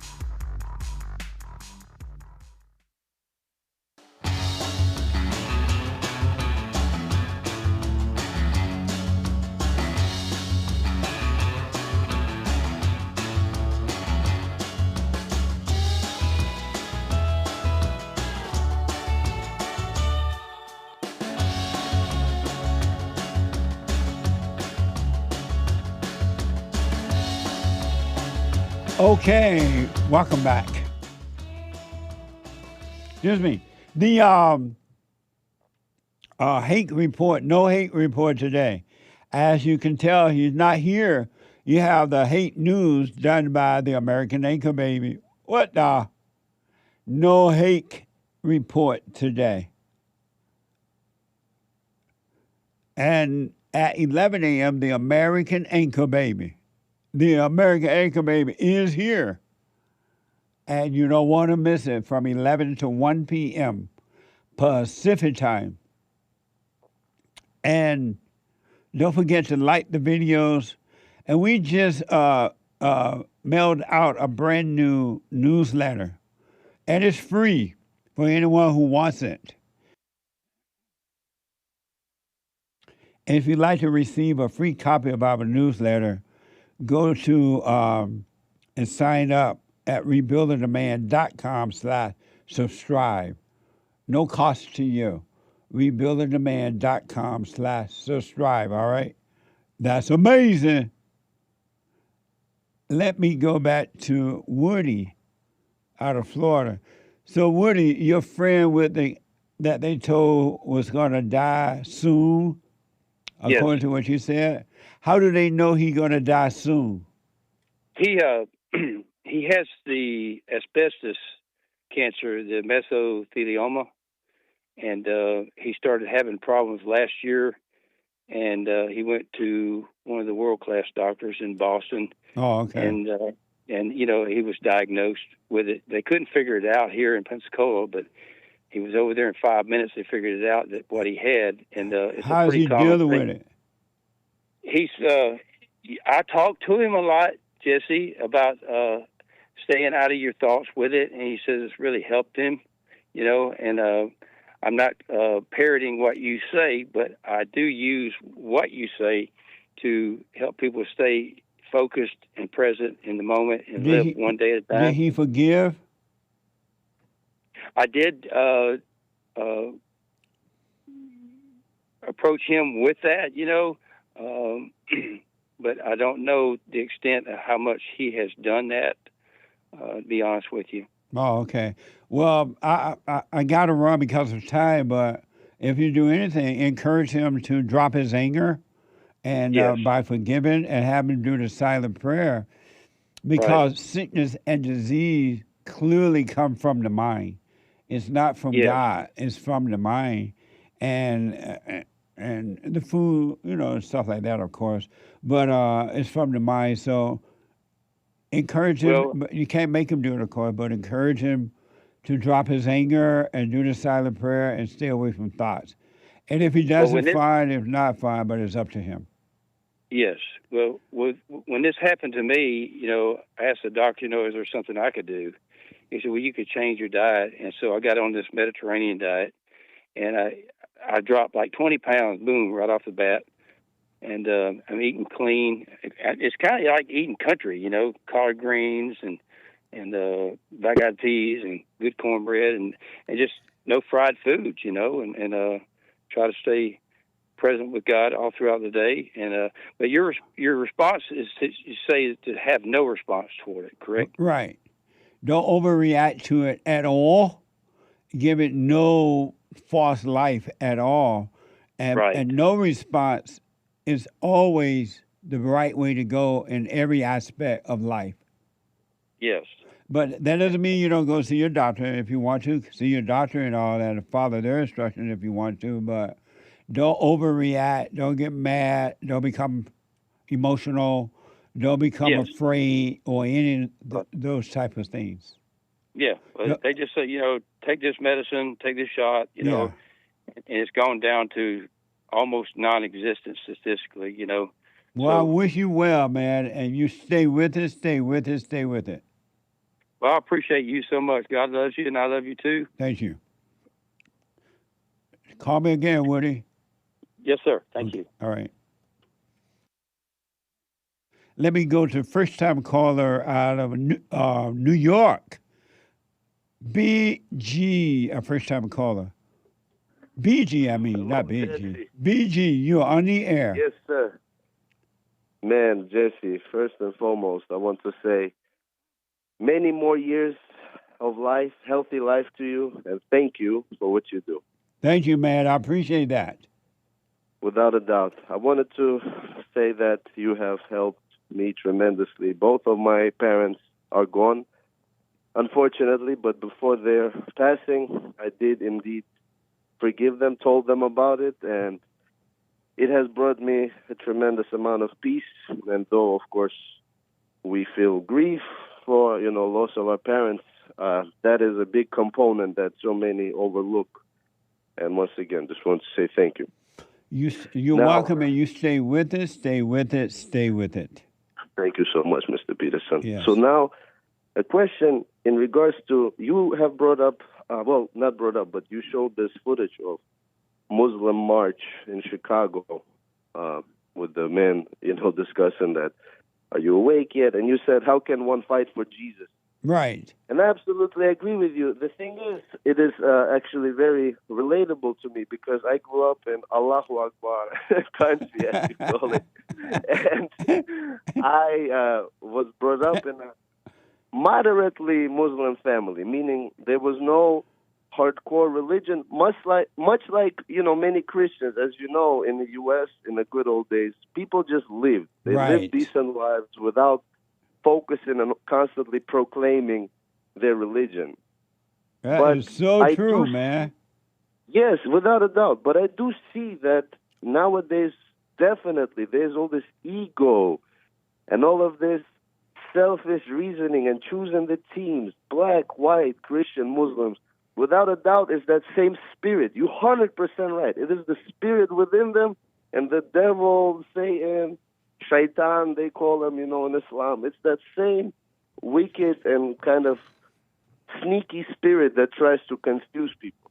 But when you say that we must at times not even do work on relationships and on our lives, we just must live and be in the now. The question that I have for you, I'm still trying to figure this balance out. When do you try and put effort into, maybe change somebody's mind or speak up? And when is it that you let it go? Like, how does one discern? Because wouldn't you say that the reason why the states are the way they are is because people have been quiet for so long and kind of just let things happen? No, people have not been quiet, and that's what the problem is. Human beings are always fighting. Yeah. And every ego think that is right. Every thinking person think that they're right, and that's why they have the fights. And there is never, ever, ever, ever, ever, but never, never, never, ever a time when you should try to change anyone at all, unless they ask. Unless they ask, sure. Yes. But see, like with your message about that totally makes sense. However, like even you with that message still formed an opinion, right? Like meaning when you do see the wrongdoing, you call it a wrongdoing. So, no, okay, sorry, my Not bad. now. And I used to, though, absolutely. When I was out there fighting like that, I thought I knew right from wrong, and so I fought. Basketball. Oh yeah, sorry, go ahead. I thought I knew right from wrong. Yeah. And I would fight with anyone who didn't agree with what I thought was right. But once I started to wake up, thank God, I realized I didn't know what right from wrong was. And that's why I was fighting, because I didn't know right from wrong, but I thought I did. And every fallen state human being think they know right from wrong. Sure. But you see, even with this basketball case, like meaning when you're saying that all white people, you can't even defend yourselves and stuff like that. Wouldn't that be, and I agree with you in many, absolutely, in many aspects of that. But like, wouldn't you say that them responding at times back with things like, well, there are too many conversations about race, and I'm tired of hearing this and all of that. Isn't that an opinion that black people are wrong for bringing up race all the time? First of all, you have the right to defend yourself physically. Sure. If someone try to hurt you physically. But white people, because they have not responded to blacks by telling them Excuse me. Yeah, will you bring me some water? Because white people have not responded to the blacks by telling them, I'm not your problem, I don't hate you, racism is not. Without anger. Right. Black people have only gotten worse, Out of and control. and white people have responded by being afraid. They're like, oh, I feel so sorry. Back earlier Yes, in the that is years so gone true, past, man. white people, oh, I feel guilty for the blacks. I feel so bad for what Listen, happened. I live in the so-called hood, Right. and now we have also what they call gentrifiers. And Yes, when I dear. tell you that this dynamic that I see of how people just fear, they can't say anything. You just have to accept all the nonsense Right. that's going on. People are going to be blasting loud music, smoking the weed in your face, and you have to just kind of accept it all because, again, it is definitely a very soft time right now for some people. Some people are very loud and bold, and some have become soft and very, very polite at their detriment. Right, absolutely. That's why you have to stay present instead of being lost in your mind, in your head, thinking about how am I act, how should I act or not act, Yeah. or when to act, react and not react. If you stay present, you will see when to do it and when not to do it, and you will always do it in the right way. And the main, well, even though all of these were important questions, the main questions I wanted to ask you, when you ask people who preach about God, like whether they were called by God or went to school, Right. what in your view is, like, what does being called by God to preach and pastor look like or feel like? Again, if that's something you choose to It's think about it. if God called you truly, whatever calling means to these people, but if God want you to, if God want you to do something for Him, you don't have to go to school for it. You don't even have to think about it. You don't have to plan about it. It will happen naturally because the Father is working through you. He is speaking through you. He's opened up opportunity through you. He's doing all the work. And nobody can tell you when and what God wants you to say. You can't learn that in school. That's so stupid. I don't even know how anyone believe that. Jesse, let me tell you something. I did not grow up going to church nor mosque. The relationship and eventually revelations that I've had about Christ, and I'm not here to discuss like, oh, what he looked like, what happened to him. But the relationship with Christ is supposed to be, much like with God, obviously, the Father, it's supposed to be a very delicate, intimate relationship that one must reach on their own, with such things as silent prayer and, like you said, when God opens your eyes when you start working on yourself. But no church, no leader. A lot of these people need work on themselves. How are you going to listen to them, when it's all egotistical purpose? Yeah. And same goes with these psychologists, psychiatrists. Trust me, sometimes I do want to scream and shout. Sometimes I want to say, what the heck is wrong with all of you guys? When I listen to people discussing the therapy and their leaders, whether it's religious leaders or whatever some are called, and they are blind, and it is indeed true that there are more of them. Yes, it's always been like that, but we are dealing with a lot bigger numbers now. Yeah, And ever since the that's why I'm truth. told you that it's hard. Though I try my best, sometimes I feel like it's as if it's so real when you say you become what you hate. Yeah. It's as if it's starting to anger me, but I always catch myself, But I do see how that spirit works. It truly almost wants you to react and wants you to take on the exact same approach. Absolutely. If you never judged anyone for any reason, even when you see the blind leading the blind, if you never judged them, you would never get angry about it because you will realize that they cannot see. You will forgive them. You will love them by not hating them. Yeah. Because you will realize that you cannot see. They cannot see. Absolutely. True that. Amazing. Jesse, don't want to take more of your time. I just really, once again, wanted to thank you and get some perspective on that. As in, like meaning I do hear you, I do listen, and I still struggle sometimes, obviously, because it's individual work that one must do. But yeah, man, I at times feel like I do want to react more and say more, but I No. also know that it's pointless. Yes, that's right. And you stay with it. Stay with it, stay with it, stay with it. Thank you so much, Jesse. Just want to let you know, my 2-year-old baby even loves listening to you, and she always sings the theme song. Right on. What the? Amazing. Amazing. Say hello to me. I mean, to her for me. Absolutely. Dana, say hello, Jesse. Amazing. Amazing. Thank you so much, and to all the team, God bless you guys. You too, BJ. Thank you. BG. I said BJ, but BG. What the? Super. Super chats. Some quick super chats here. We do appreciate it. Quark Arc on YouTube says, I put flowers in the vase and painted it. Vase? Amazing. Thank you. Stuck in NY over on Pilled. Now, you guys are more familiar with gold pills than I, but this looks like a massive amount of gold pills, 700 of them for you. Amazing. Thank you. I Thank you, appreciate Stuck in NY. Yeah.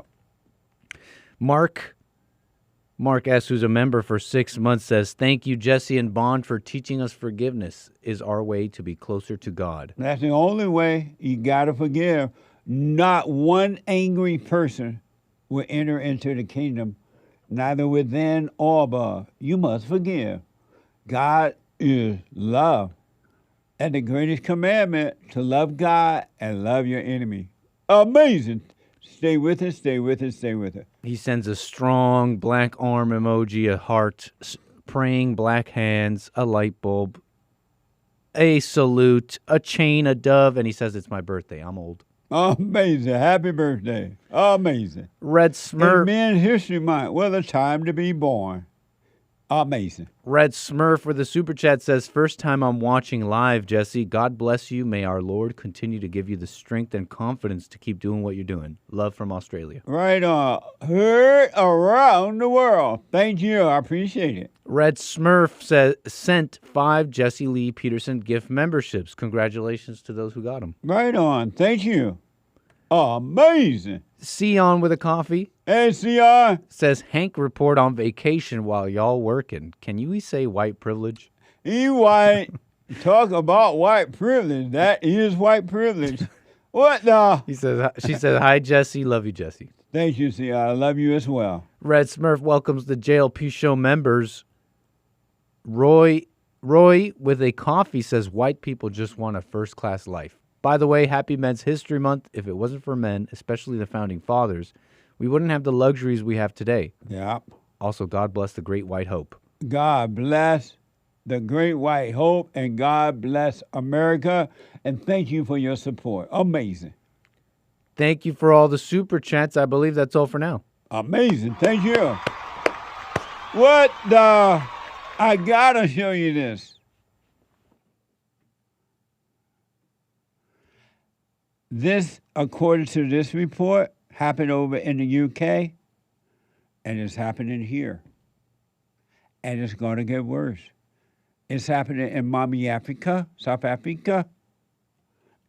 It's going to get worse here. There is a genocide upon white people. If this was happening to any other race, everybody would be talking about it. It would be all over the news. It would be everywhere. But because it's happening to the whites, no one cares. Even white people don't care. I don't hear them saying out loud that they are under genocide, and they are. In the UK, in America, and what I'm about to play, this soundbite I'm going to play for you, is mind-blowing to me. But it's just saying, hey, you know what? We saw how that black girl was accused of Looked like she was trying to knock that white girl head off. It looked like that way, at least. It was a hard hit for sure. And it was just, white privilege. Even her own coach, according to all the reports, would not defend her. It's bad in the UK, and it's going that way here. This is from Reasoned. A UK man who apparently just purchased a baseball bat from a shop. So apparently over in the UK, you're not allowed to carry baseball bats, especially if you're a UK white person. And the only time you can have it in your hand and carry it is if you first buy it, according to the report, and you're taking it home. And so according to this report from Grok and Reason, this man went and bought a brand new bat, and he was leaving the store with it, walking with it, and he was attacked by the police. Watch this from Tommy Robertson on S. And Tommy was on the fallen state. What the? Watch this. From there, you fucking car. Mate, why are you filming it? I'm meeting my friends. Do video, mate. Videos outside. Don't. From that fucking shop, you dumb cunt. Is it out of his packaging? Is it out of his packaging? No, you're not. Is it out of his packaging? It's package, you idiot. It's in package, you idiot. Package? And it's got receipt for that, you knobhead. No, it's in a package. It's in a package. Yeah. That's what you can do. That's what you can do the best. Stupid officer. That's what you can do the best. It's in a package. It's in a package, you idiot. Hey, fella, it's in a package. It's in a package, you idiot. Can you see? It's in a package, you idiot. Just get pissed on that. Move back. Yeah. You drive forward. It's in the package, you just bought it. It's in the package, you both move back. No. It's in the package, shall I? Move back. I said. Whoa. You just said he's got a receipt for it. He's got a receipt for it. Fucking retard. A goo. Wow. It's not how you should get out grill. Just give you the head. React, folks. I'll be right back. Hate news, not the fake news. 1 more hour to go. It's your problem. It ain't your wife's problem, your husband's problem, your neighbor, your friend, your preacher, your teacher. It's your problem. Why you think you tick? It didn't go your way or the way you think it should go. Don't have a way you think it should go. Let life just happen. Thoughts make you think that life should go the way you want it to go. And if it doesn't, if someone don't do or say or act the way you think they should act, you hate them. And then you blame them for being mad. It's the darndest thing I ever seen. But it's amazing to see it. So relax.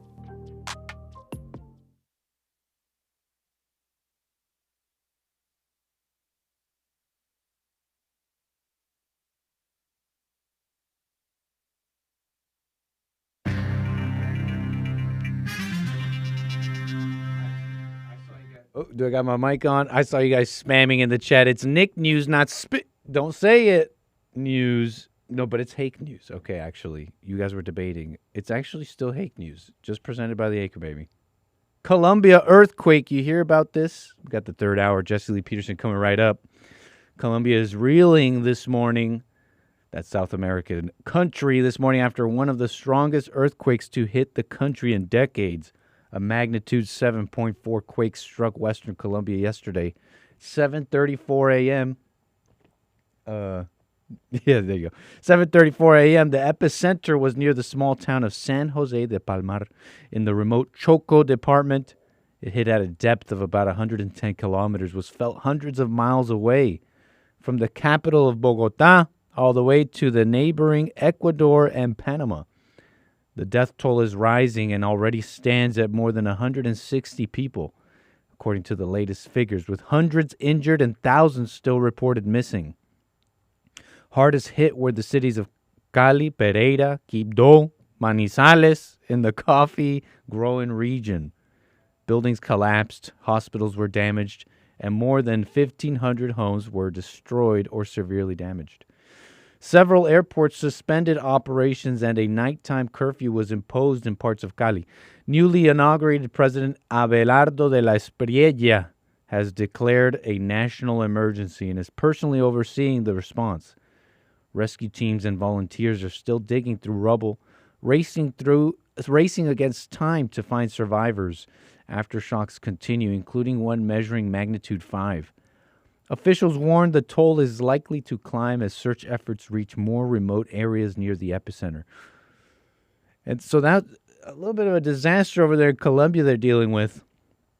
A little bit of a news update on the world. But back to America briefly here. As grocery stores and food manufacturers thought you were going to act a little bit different. But it's basically good news if you're into chicken lovers. The prices are easing in a big way thanks to a huge surplus of poultry. Poultry companies like Tyson Foods, Pilgrim's Pride, and others have been ramping up production of chicken breasts, wings, and thighs over the past year. They expected Americans to switch from expensive beef to cheaper chicken in a big way. Maybe not so much of a recession indicator. I know things have to be fixed. But if the people aren't afraid enough to switch from beef to chicken, I think we're still in the... I don't want to go to any other country. I'll tell you that. Anyways, they expected Americans to switch from expensive beef to cheaper chicken in a big way. Instead, they've ended up producing more chicken than consumers are buying. The result is a classic supply glut. Wholesale prices have dropped sharply. Boneless, skinless chicken breasts are down significantly from a year ago. Pressure is squeezing profits from meat packers, but it's translating into very low retail prices for shoppers. In June, average prices for boneless chicken breasts were already about 1.4% lower than the year before. Industry experts point to larger flocks, bigger breed birds, fewer disease setbacks as key reasons for the oversupply.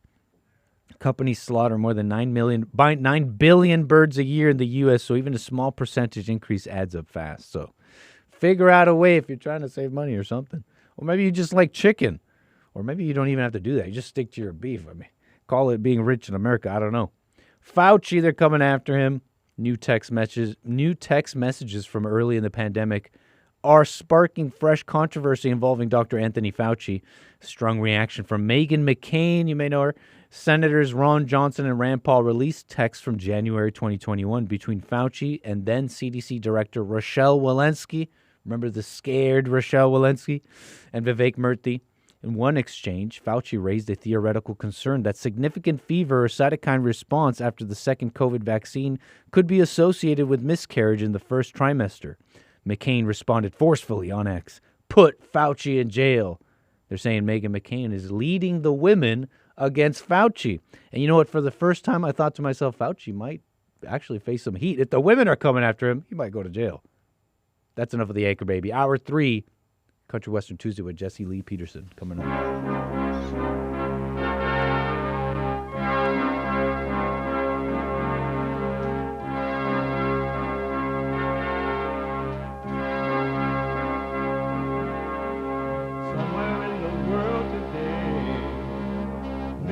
To stand up strong, face the truth about themselves, to understand what went wrong. I know we can find a way. I know we can find a way. I know we can find a way to stand up, stand up.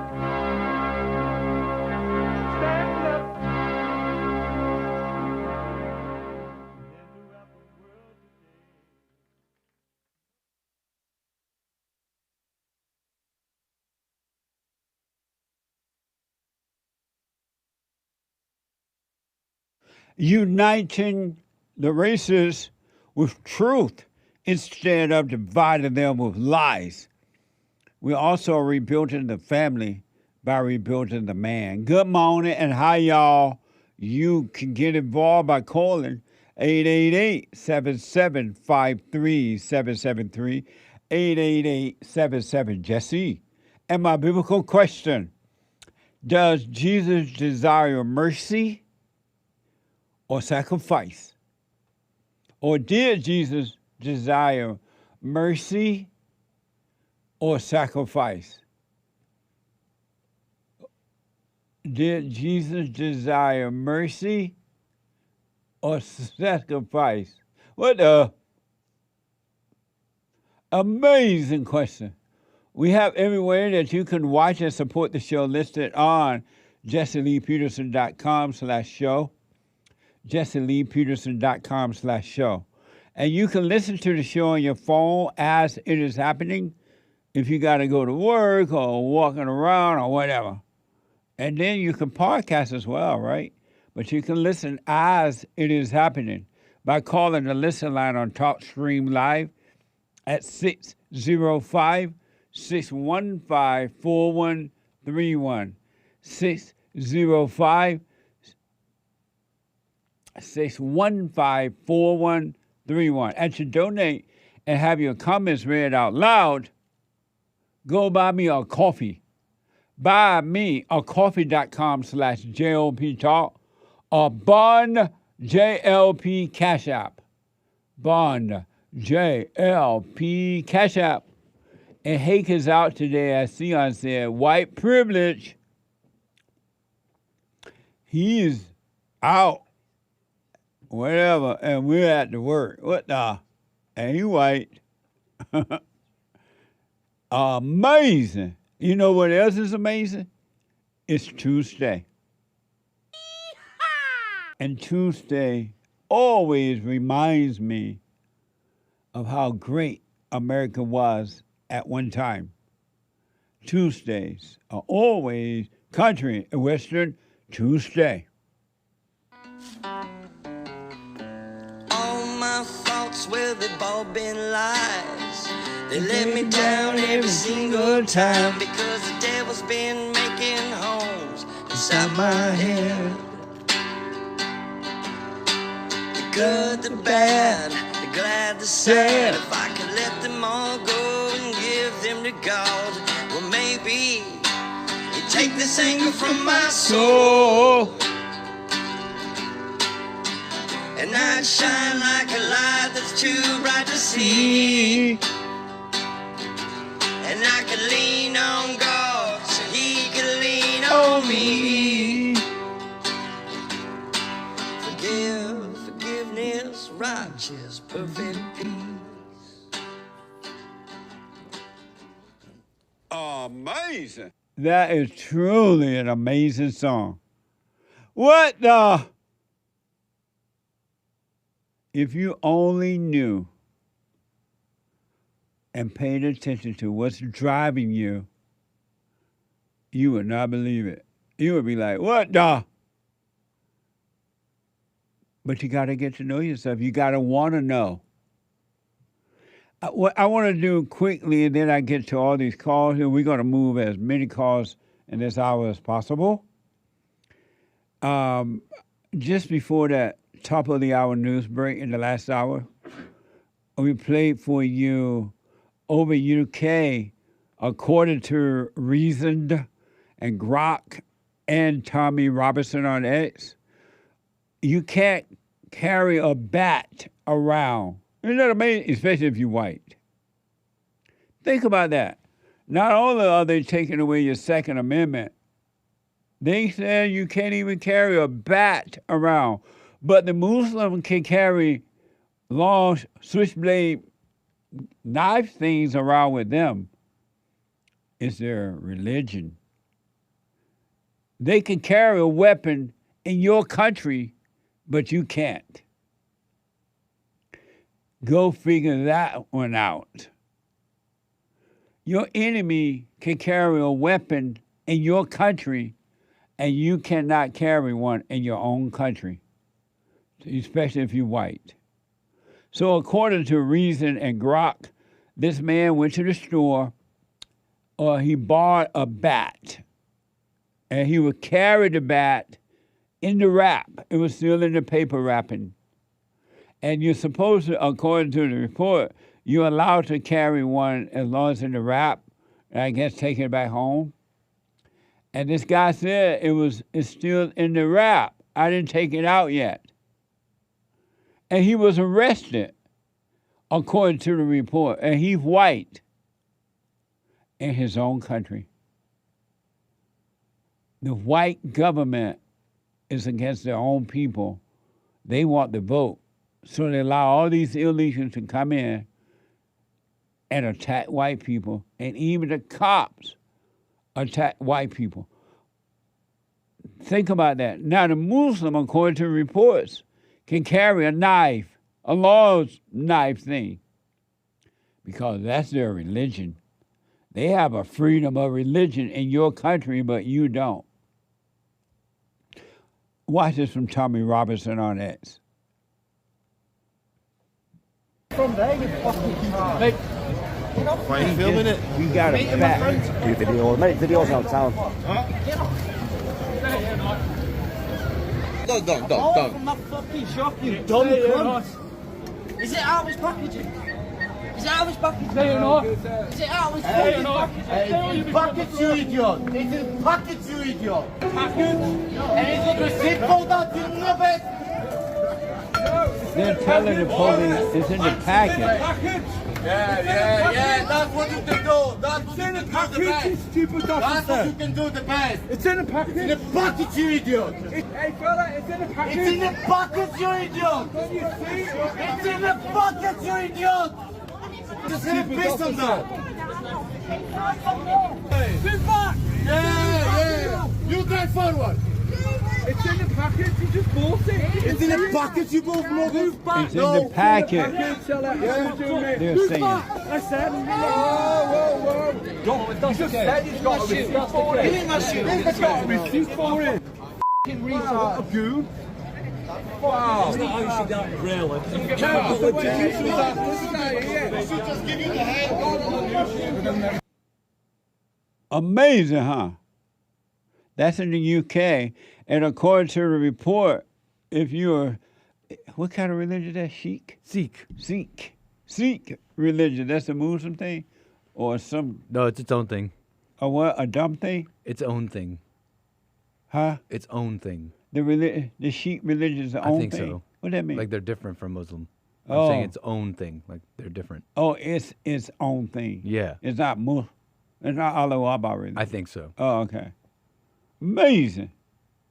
They can carry knives in the white man's country.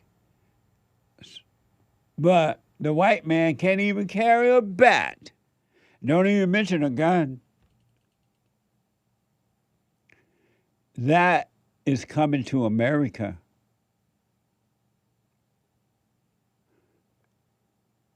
And it's already in America. Every day they're trying to take away your Second Amendment.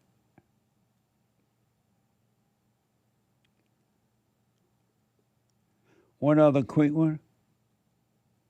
In my country,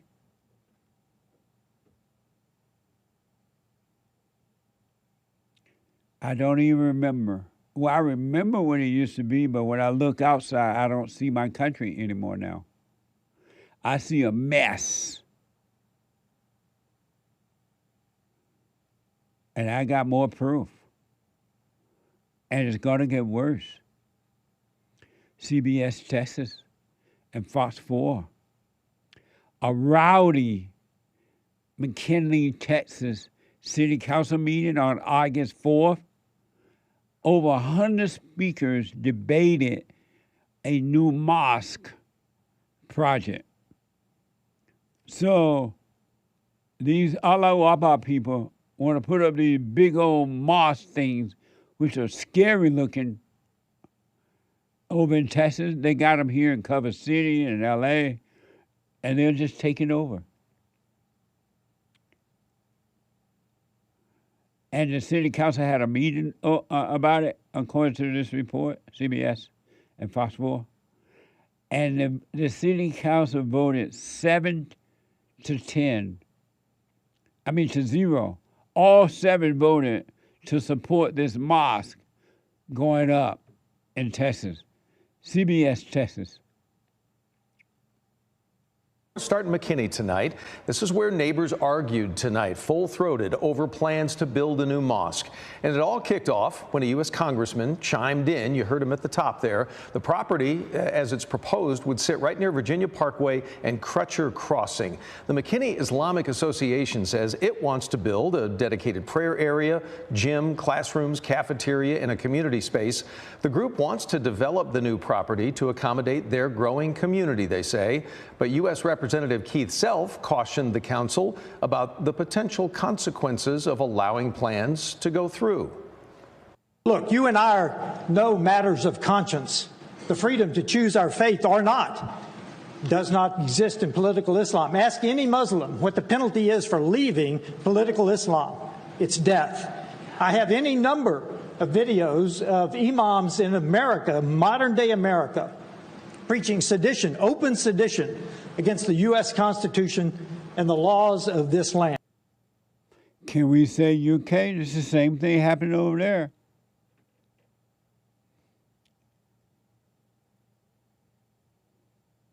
What a mess, huh? That was Representative Keith Self. He's like, there are constitutional concerns here. And the city council still approved this thing being built. The crowd got rowdy. One white resident defended the community. So that was that moment, but then moments later, the crowd got pretty riled up after one resident defended the new mosque, saying its members are a fabric of the community and have been for decades.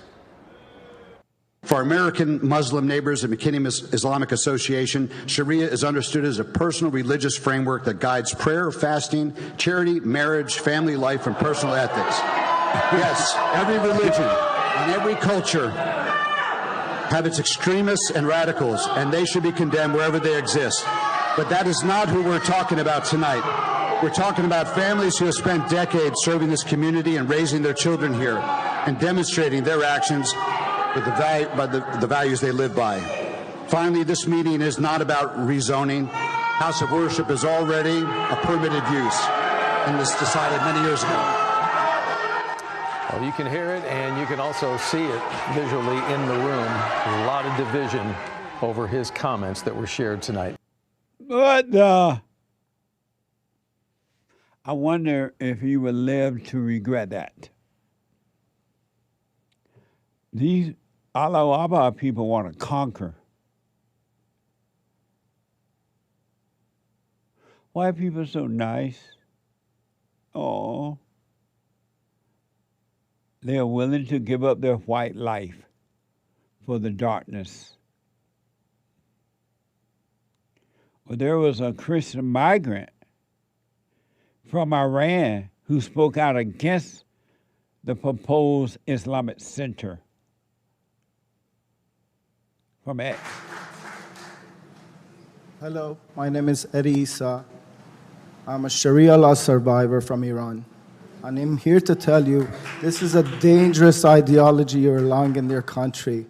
Every country that is Islamic now, it used to be a Christian country. And we were soft Christians, and we allowed these people to come in, bring their Sharia law into their countries, and slowly kill us off left and right. Let me make it very clear to you. Christianity is a personal relationship with God, where it says, render unto Caesar's what is Caesar's, render unto God what is God's. Islam is Sharia law, deen wa dawah, religion and state, which is not even compatible with the American thing. And when these people will use taqiyya to lie to you, to manipulate you, because whenever Islam is little, they will lie to you and tell you they come in peace. This is level 1. Level 2 is what's happening in UK right now, where you have two-tier policing, where you have like the blasphemy laws, Islamophobia, racism, all this nonsense that they talk about. First of all, Islam is not a race. So anytime you criticize Islam, they will use the race card, but every country has this disgusting ideology inside their country. Amazing, huh? You've been warned. That's amazing. That's so clear you have to want to not hear it. You have to want to miss it.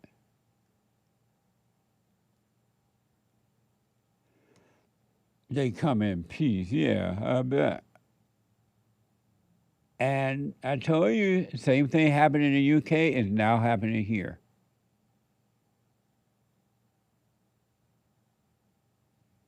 (888) 7753773.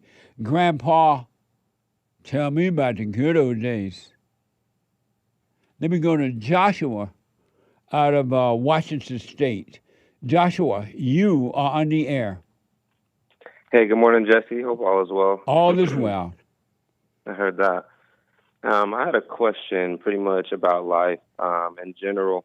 I spoke with you last time, and you were saying, stay present and things will naturally work out. I'm seeing that things are naturally working out. My jobs are progressing and things like that, but I still have a sense I want a career or I want something for myself. Like you have your bond that you've been doing 35 years. I see other people, they're like, oh, I know exactly what I want to do. I'm out of high school now. I'm knowing exactly what I want to do. I actually just moved out almost 2 months ago now, and I'm still like, well, I want to do this or I want to do that. And I'm like, is this more thoughts that I need to let go since things are still working out? Or I'm thinking, well, I'm going to be older and I need something to establish myself because I'm not going to have as much, energy and stuff like that to go work these different odd end jobs. And I guess my question is this another thing that I still need to let go? So you have a job, right? Yeah, right now I'm working 2. So if you have a job or 2 jobs, why do you think you don't have a career going? I guess it's not. It's a thought of I can't see myself doing this until I'm old. I guess I don't know. I'm thinking maybe I need a business or I want something that I can take care of, something like that. But you have a job. You have something already. Yeah, that's true. But why are you That's true. thinking something else when you already have a job?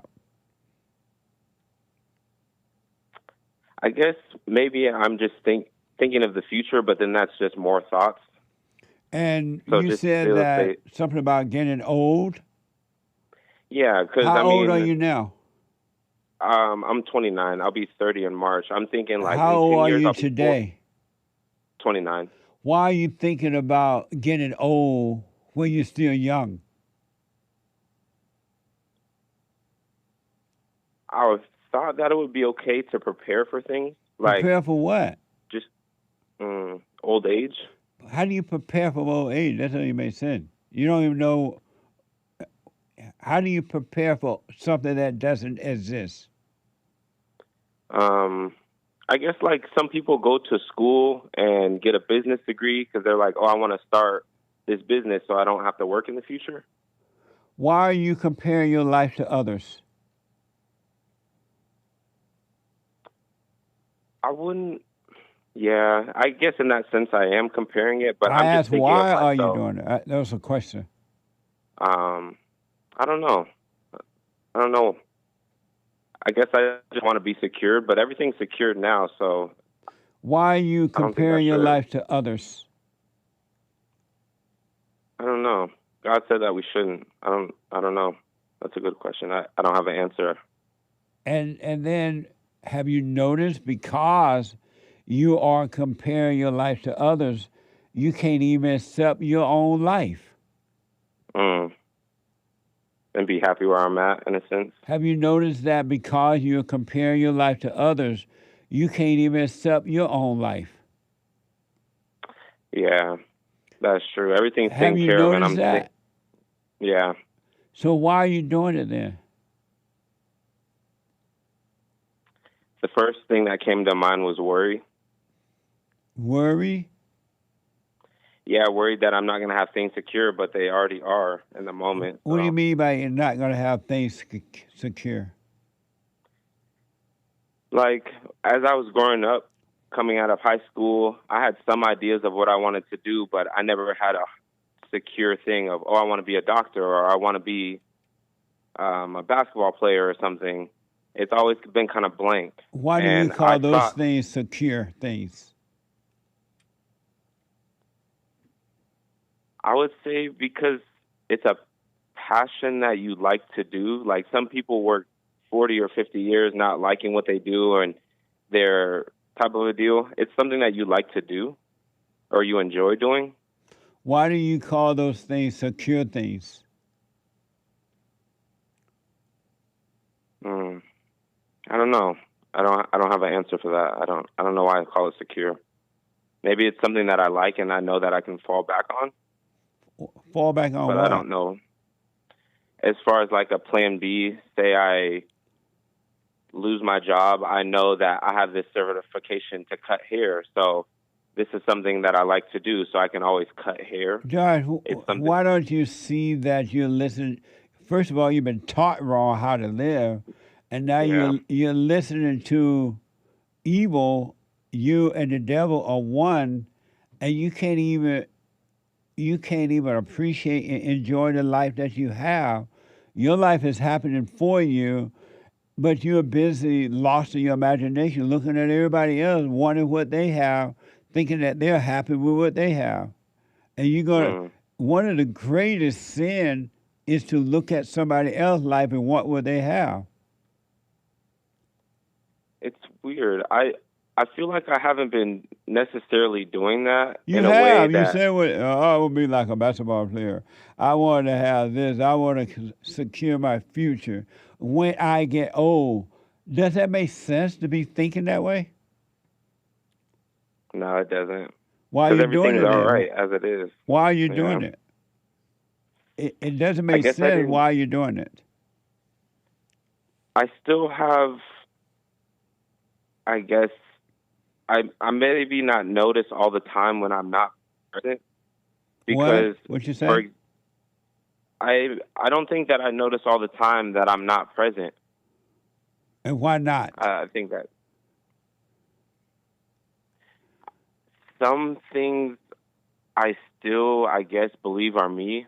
So just for example, I work Friday, Saturday, and Sunday, and then I have the rest of the week free type of a deal. And I'm in my head like, well, I should be working on something. I mean, I have free time. Or I don't know where I'm going with it, but I don't know. I notice that when I stay present, I work the weekends and I have the week free. I just sit at home all day. I don't progress on anything. I don't like go out for a walk. I just stay present and stay at home, save money or whatever, but I don't know if that's the right thing to do in the moment. What's wrong with it?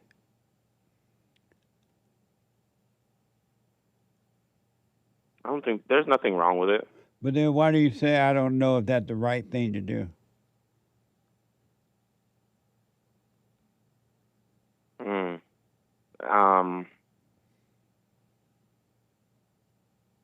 I don't know. It goes back to me wanting my future secure, but then you're correct in that Where's your I'm future? comparing my others. Yeah, it's in your mind. Where's your future, Josh? It's in the mind. So why are you thinking of something that's in the mind knowing that it's not true?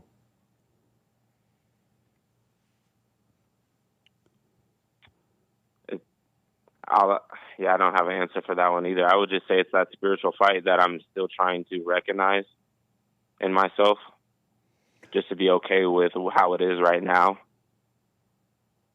What would happen if you never cooperated with another thought? What would happen? I would always live in the moment and see what's exactly in front of me. How do you know that? I've seen it before, and the way that you've described it. So, for example, you're at a party. You're not enjoying the party. You're thinking of, I need to go do this or I need to go do that. You're not sitting in the moment enjoying the party amongst the people with you. And that clearly makes sense. And so if you know that to be true, why are you doing it?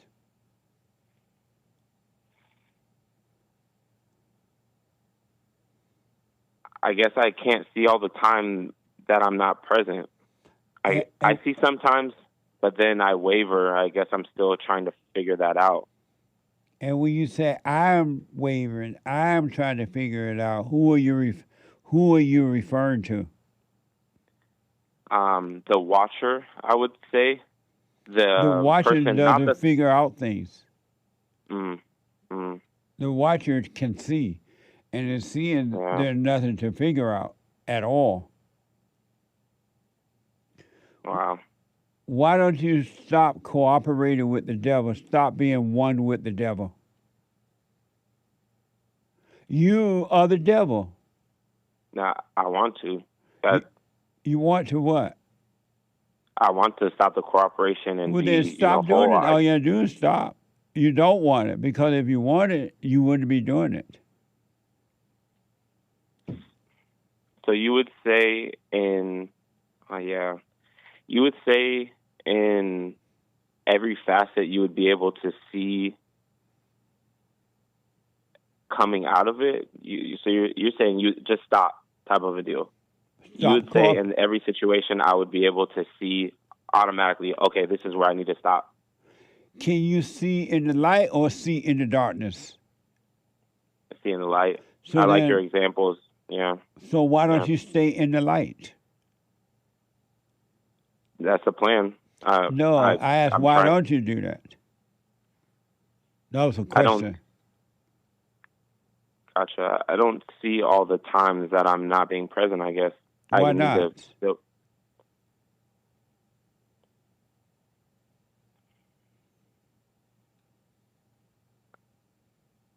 I guess it's almost like the twinkling of an eye. You almost don't even see that you drifted off for a second. I'm just trying to focus and doing the silent prayer and things like that, but it's almost like a split second. You don't even realize you're in it until you're in it, and then you come out of it, type of a deal.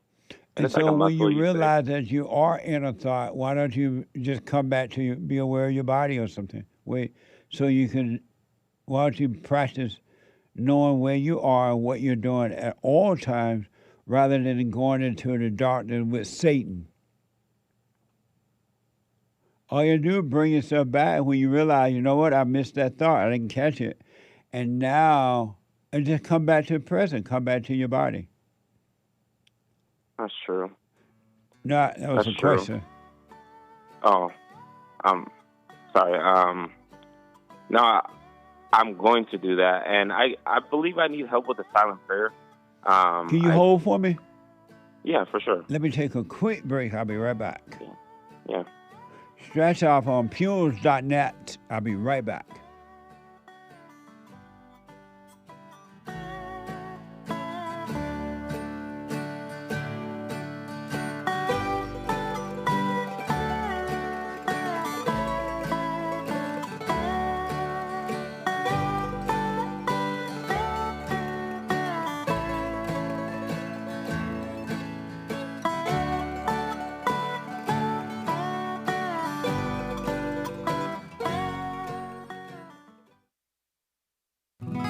I'm 32 years old now, and I've been clinically depressed since I was 17 years old, and ever since I started listening to you a couple of months ago, bro, I don't even need to hear the word depression. I don't even care about that, because that's not anything that I identify with anymore. Nice. I'm 100% cured. I'm 100% better because I've been listening to the Jesse Lee Peterson show, and I can't even begin to tell you how much I appreciate you, and I just can't even begin to tell you how much I really appreciate the things that you're doing for young men. Young men need to hear this, and young men need to know this message that you're delivering, because it's important. It's vital to their lives, Jesse. I just wanted to let you know that, man. That's amazing. I mean, you made my day, man. When I hear one soul has returned to the Father, it's like 1,000. It's better than silver and gold. So God bless you, man.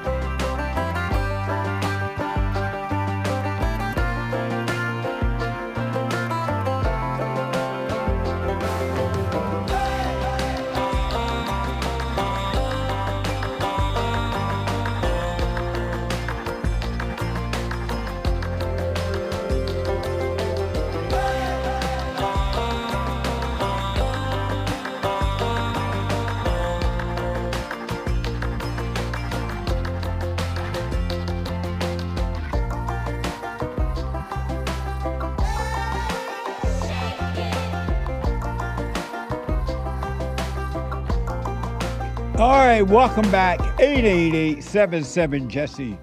888-7753-773. No hate report today again. He is out taking advantage of white privilege.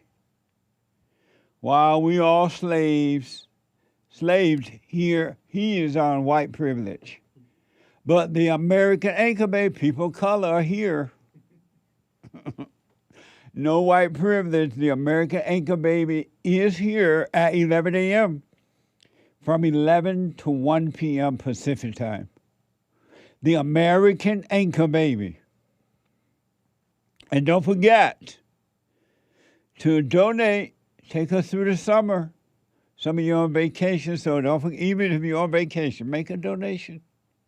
You can mail it in and make a check of money order out to Bond, B-O-N-D, and send it to Bond at P.O. Box 35090, L.A., California, 90035.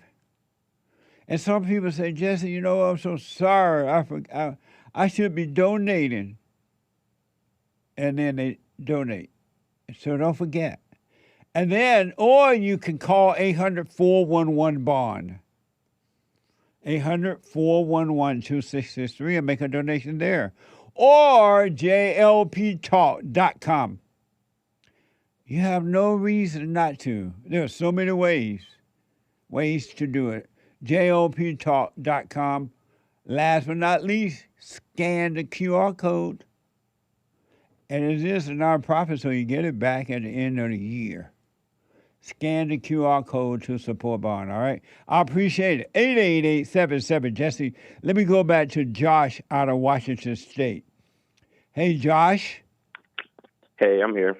So when you find yourself or realize, let's say you don't catch the thought, now the thoughts are falling into all that emotional stuff. Oh, my life is not good enough. I need to be doing this. I need a degree, or I'm not prepared for my future. Why not just realize then your inner thought and just come back to present, being aware of your body and being right here, right now?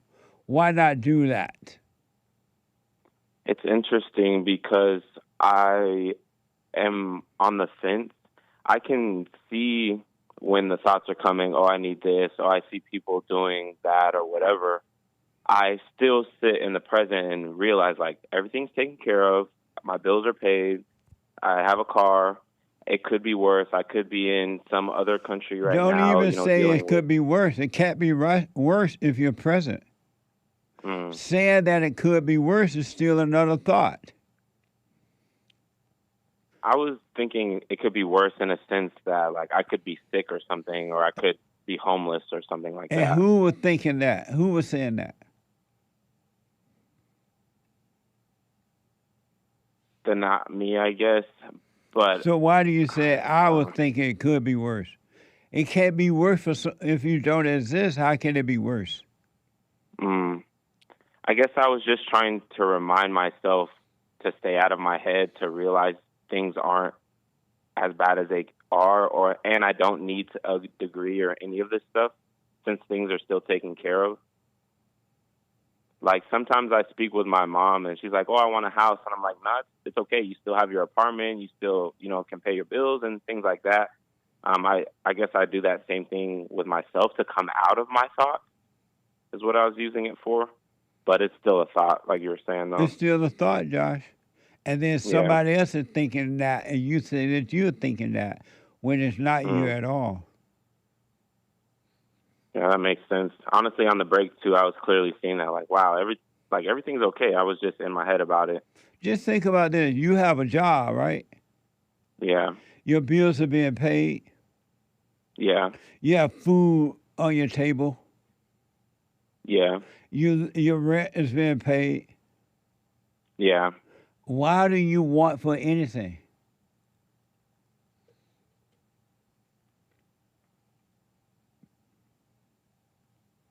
That's a good question. I don't have an answer for that. I shouldn't want for anything, to be honest. You have everything. Yeah. That is so true. Yeah, I agree.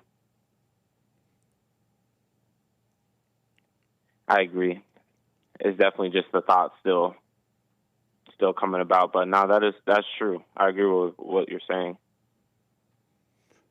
Have you noticed all the noises in your head, loud voices in your head? Yeah.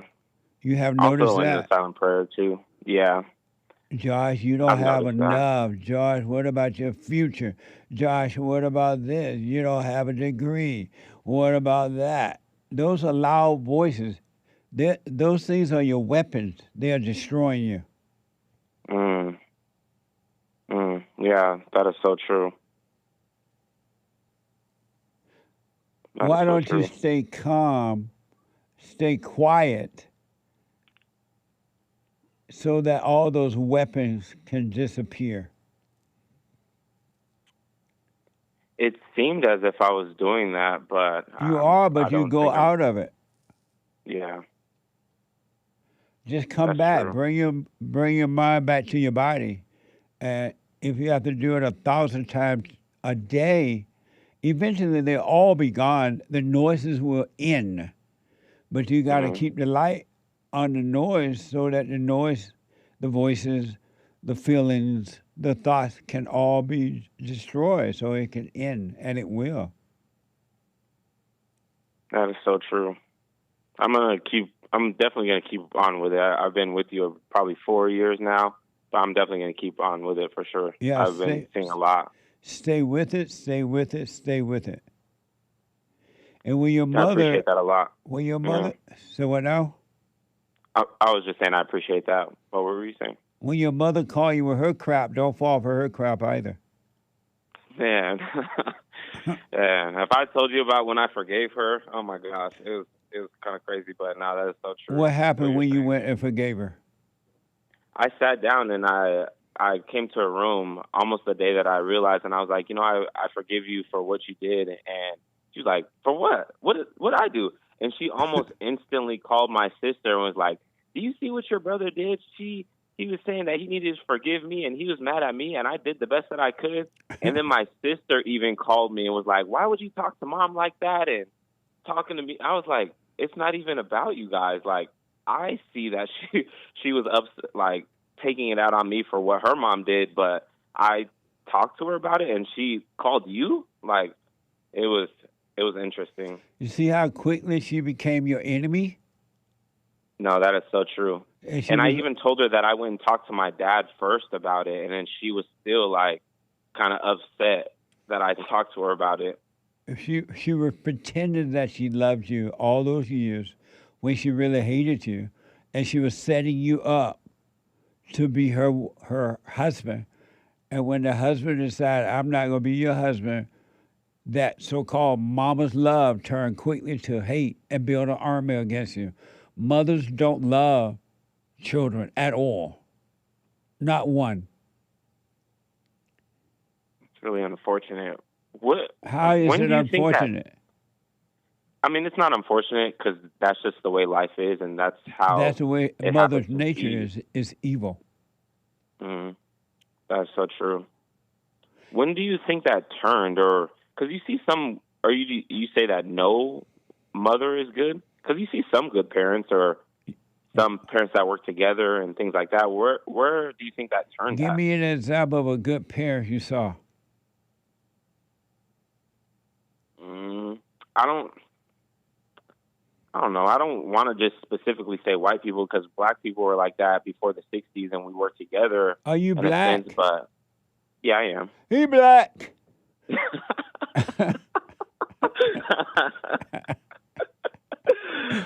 Give me an example of good parents. You said there are some good parents. Give me an example of you running into good parents. I don't have an example off the top of my head, but I think good parents are ones that lead by example. They don't like angrily reprimand their kids. the mom and the dad work together. She listens to him. He kind of takes care of the household. Not that he's trying to control everything, but he just makes things right. He But loves that's in what's your right. mind. You have not seen that. Wow.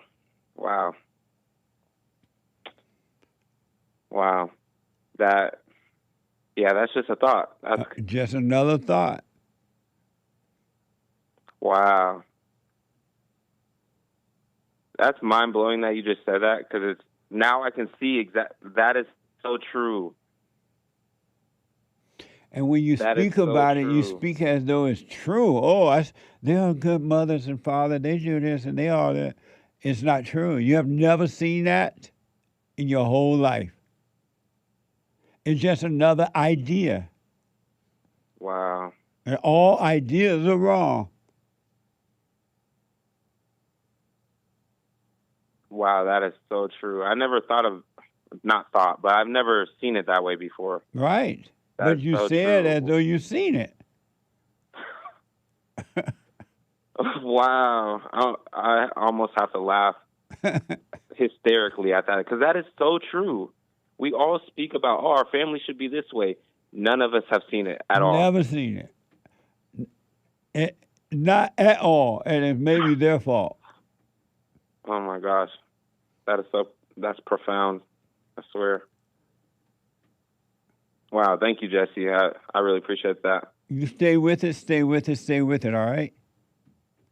Thank you. I definitely will, for sure. All right. Amazing. All right. Take care, guys. Call me again. Will do. You have a good rest of the day. You too, buddy. Hey, Black. Let me go to Michelle. Oh, I accidentally hung up on Michelle. Michelle, call back. I hit drop instead of putting you on the show. I won't answer another call, so you can jump right into that call that just fell. I mean, you're lying. Super. Super chat. Michelle, call back. Couple more super chats here. We do appreciate it. Walking Roscoe, member for 12 months, says, thank you, Bond. Love y'all. Rich in Germany. Thank you. Appreciate your support. All the way from Germany. Amazing. Nikki with some coffees here says, hey, Jesse, I heard a funny little story today. I thought I'd share it. A tiger and a donkey got into an argument and took it to court. The judge immediately threw the tiger in jail and the whole courtroom went crazy. But, Your Honor, the tiger was right. The judge said, exactly. Why was he even arguing with a donkey? I'll rest my case. What the? Thank you. Let me get back to Michelle real fast. All right. I accidentally hung up on her. Michelle, a first-time caller out of Oklahoma. Michelle, you're on the air. Hi, good morning. Good morning. I have a quick question for you, brother, just because I don't understand where you're coming from exactly. But, okay. Why do you feel like there are no good parents and that no mother loves their child? Because there are none and no mother loves a child. Mothers don't have love. How? Can you explain? The mother's nature is that it's not her, but it's her nature, and that her nature is evil, and everything she thinks and does is about her and never about anyone else but her. Is this based on your own personal experience? No, this is life. This is period.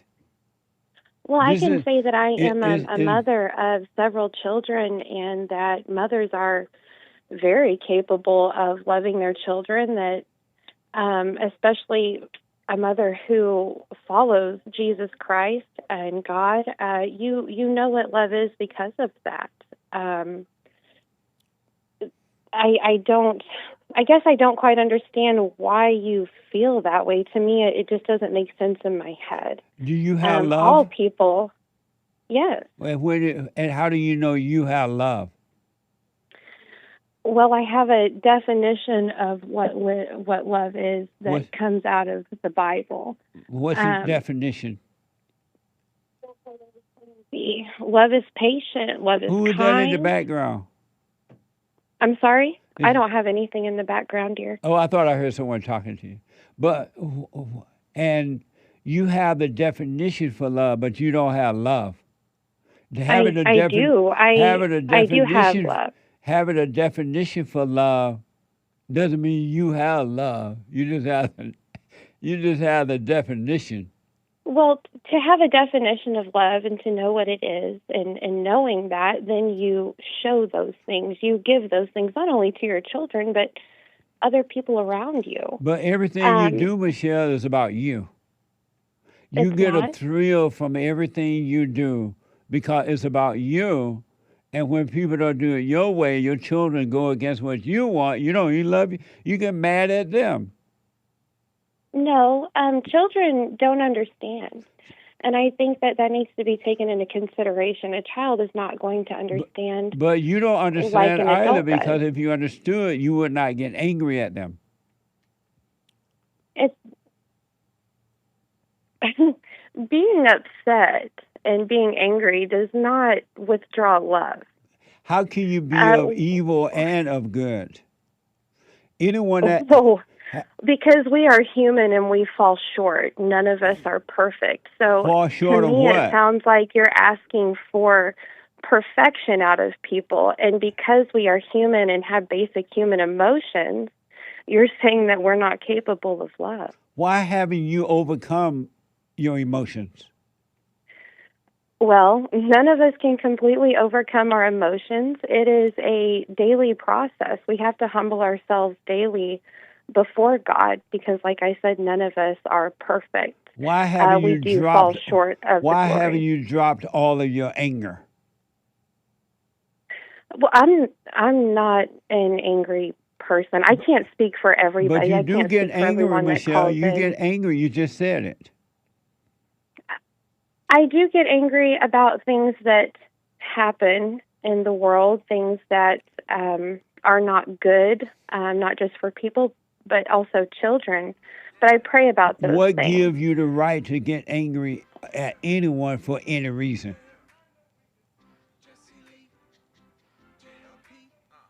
Well, it would make you angry if somebody hurt you or What hurt one gives of you your the children. right to be angry, to get angry at anyone for any reason? Are you saying that you don't get angry? What gives you the right, Michelle from Oklahoma, to get angry at anyone for any reason? What gives you the right to do that? It's not a right. It's a basic human emotion, and all But circumstances human are emotions different. is of the devil. Which is why we humble ourselves before God daily. But I thought you said that you knew God. You don't know God. You only know the devil, and you call him God. No, I didn't say that. And that You're not of God contradicts at all. everything. You have no love. God said that anyone with anger, Christ said, anyone that has anger is evil, and So is we're not able to be forgiven? and is a murderer, and should not. You should Yes, not. including your thoughts, even just a thought, not even expressing your anger, but even having a malice. Listen, even having a malice thought about another person. So you don't have any love at all. You only have hate. You of your father, No, the devil. No. Hold on. You keep cutting me off here. Why We're trying don't to you have a drop your conversation. anger? You said you go to church. I didn't say I went to church. You said, what do you don't say go to about church. God? I am a follower. No, you're not. You're a follower of Satan. That doesn't make any sense. Anyone who has anger is a follower of the devil, and they call the devil God. That's not true. Yes, it is. You're not of the real God because God said to love him and to love your enemy. You don't have love. You only have hate. Right, but you're completely taking out the human experience, and you're I just told you, expecting human perfection out of nature people. is evil. We are all evil. We are all are 6 and Not if 97. you have we all fall forgiven. short. If you have forgiven your mother and your father, then you're not evil because your heart has changed. Michelle, can you call me tomorrow? Yes, but I Okay, just call wanted me to say back tomorrow because I'm totally honey. out of time, all right? Okay, honey, I will. And, I would I'm love not to your talk with honey. you further about this. I'm not your honey. I'm sorry, that's just what we say in the South. You can be honey, darling, or sweetheart. and it's not none bad. of those things. Well, you have a blessed day. I will take your call as soon as you call in, all right? All righty. All right. Super. Super chats. Oh, we got to them all? We got. Oh no, my apologies. We did not. Here they are. Bye-bye. We got congratulations to all the gold pill receivers on Pilled. Red Smurf says Australia is getting very close to UK 2.0. Wayne from Texas says biblical question. Did Jesus desire mercy or sacrifice? Jesus requires both, mercy to others through forgiveness and sacrifice of self through death of their ego. I'll put my 2 cents in Sunday. And that's all the time. I'm out of time. Thank you all for your support. No hate, but the anchor baby ain't loving. Bye.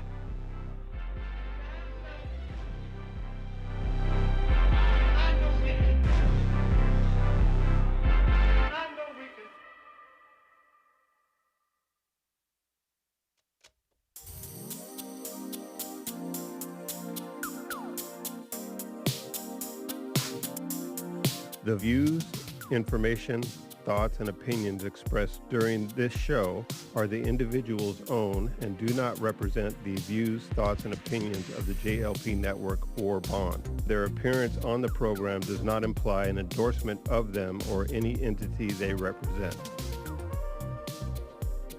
The material and information presented here is for general information purposes only. The JLP Network and Bond name and all forms and abbreviations are the property of its owner, and its use does not imply endorsement of or opposition to any specific organization, product, or service.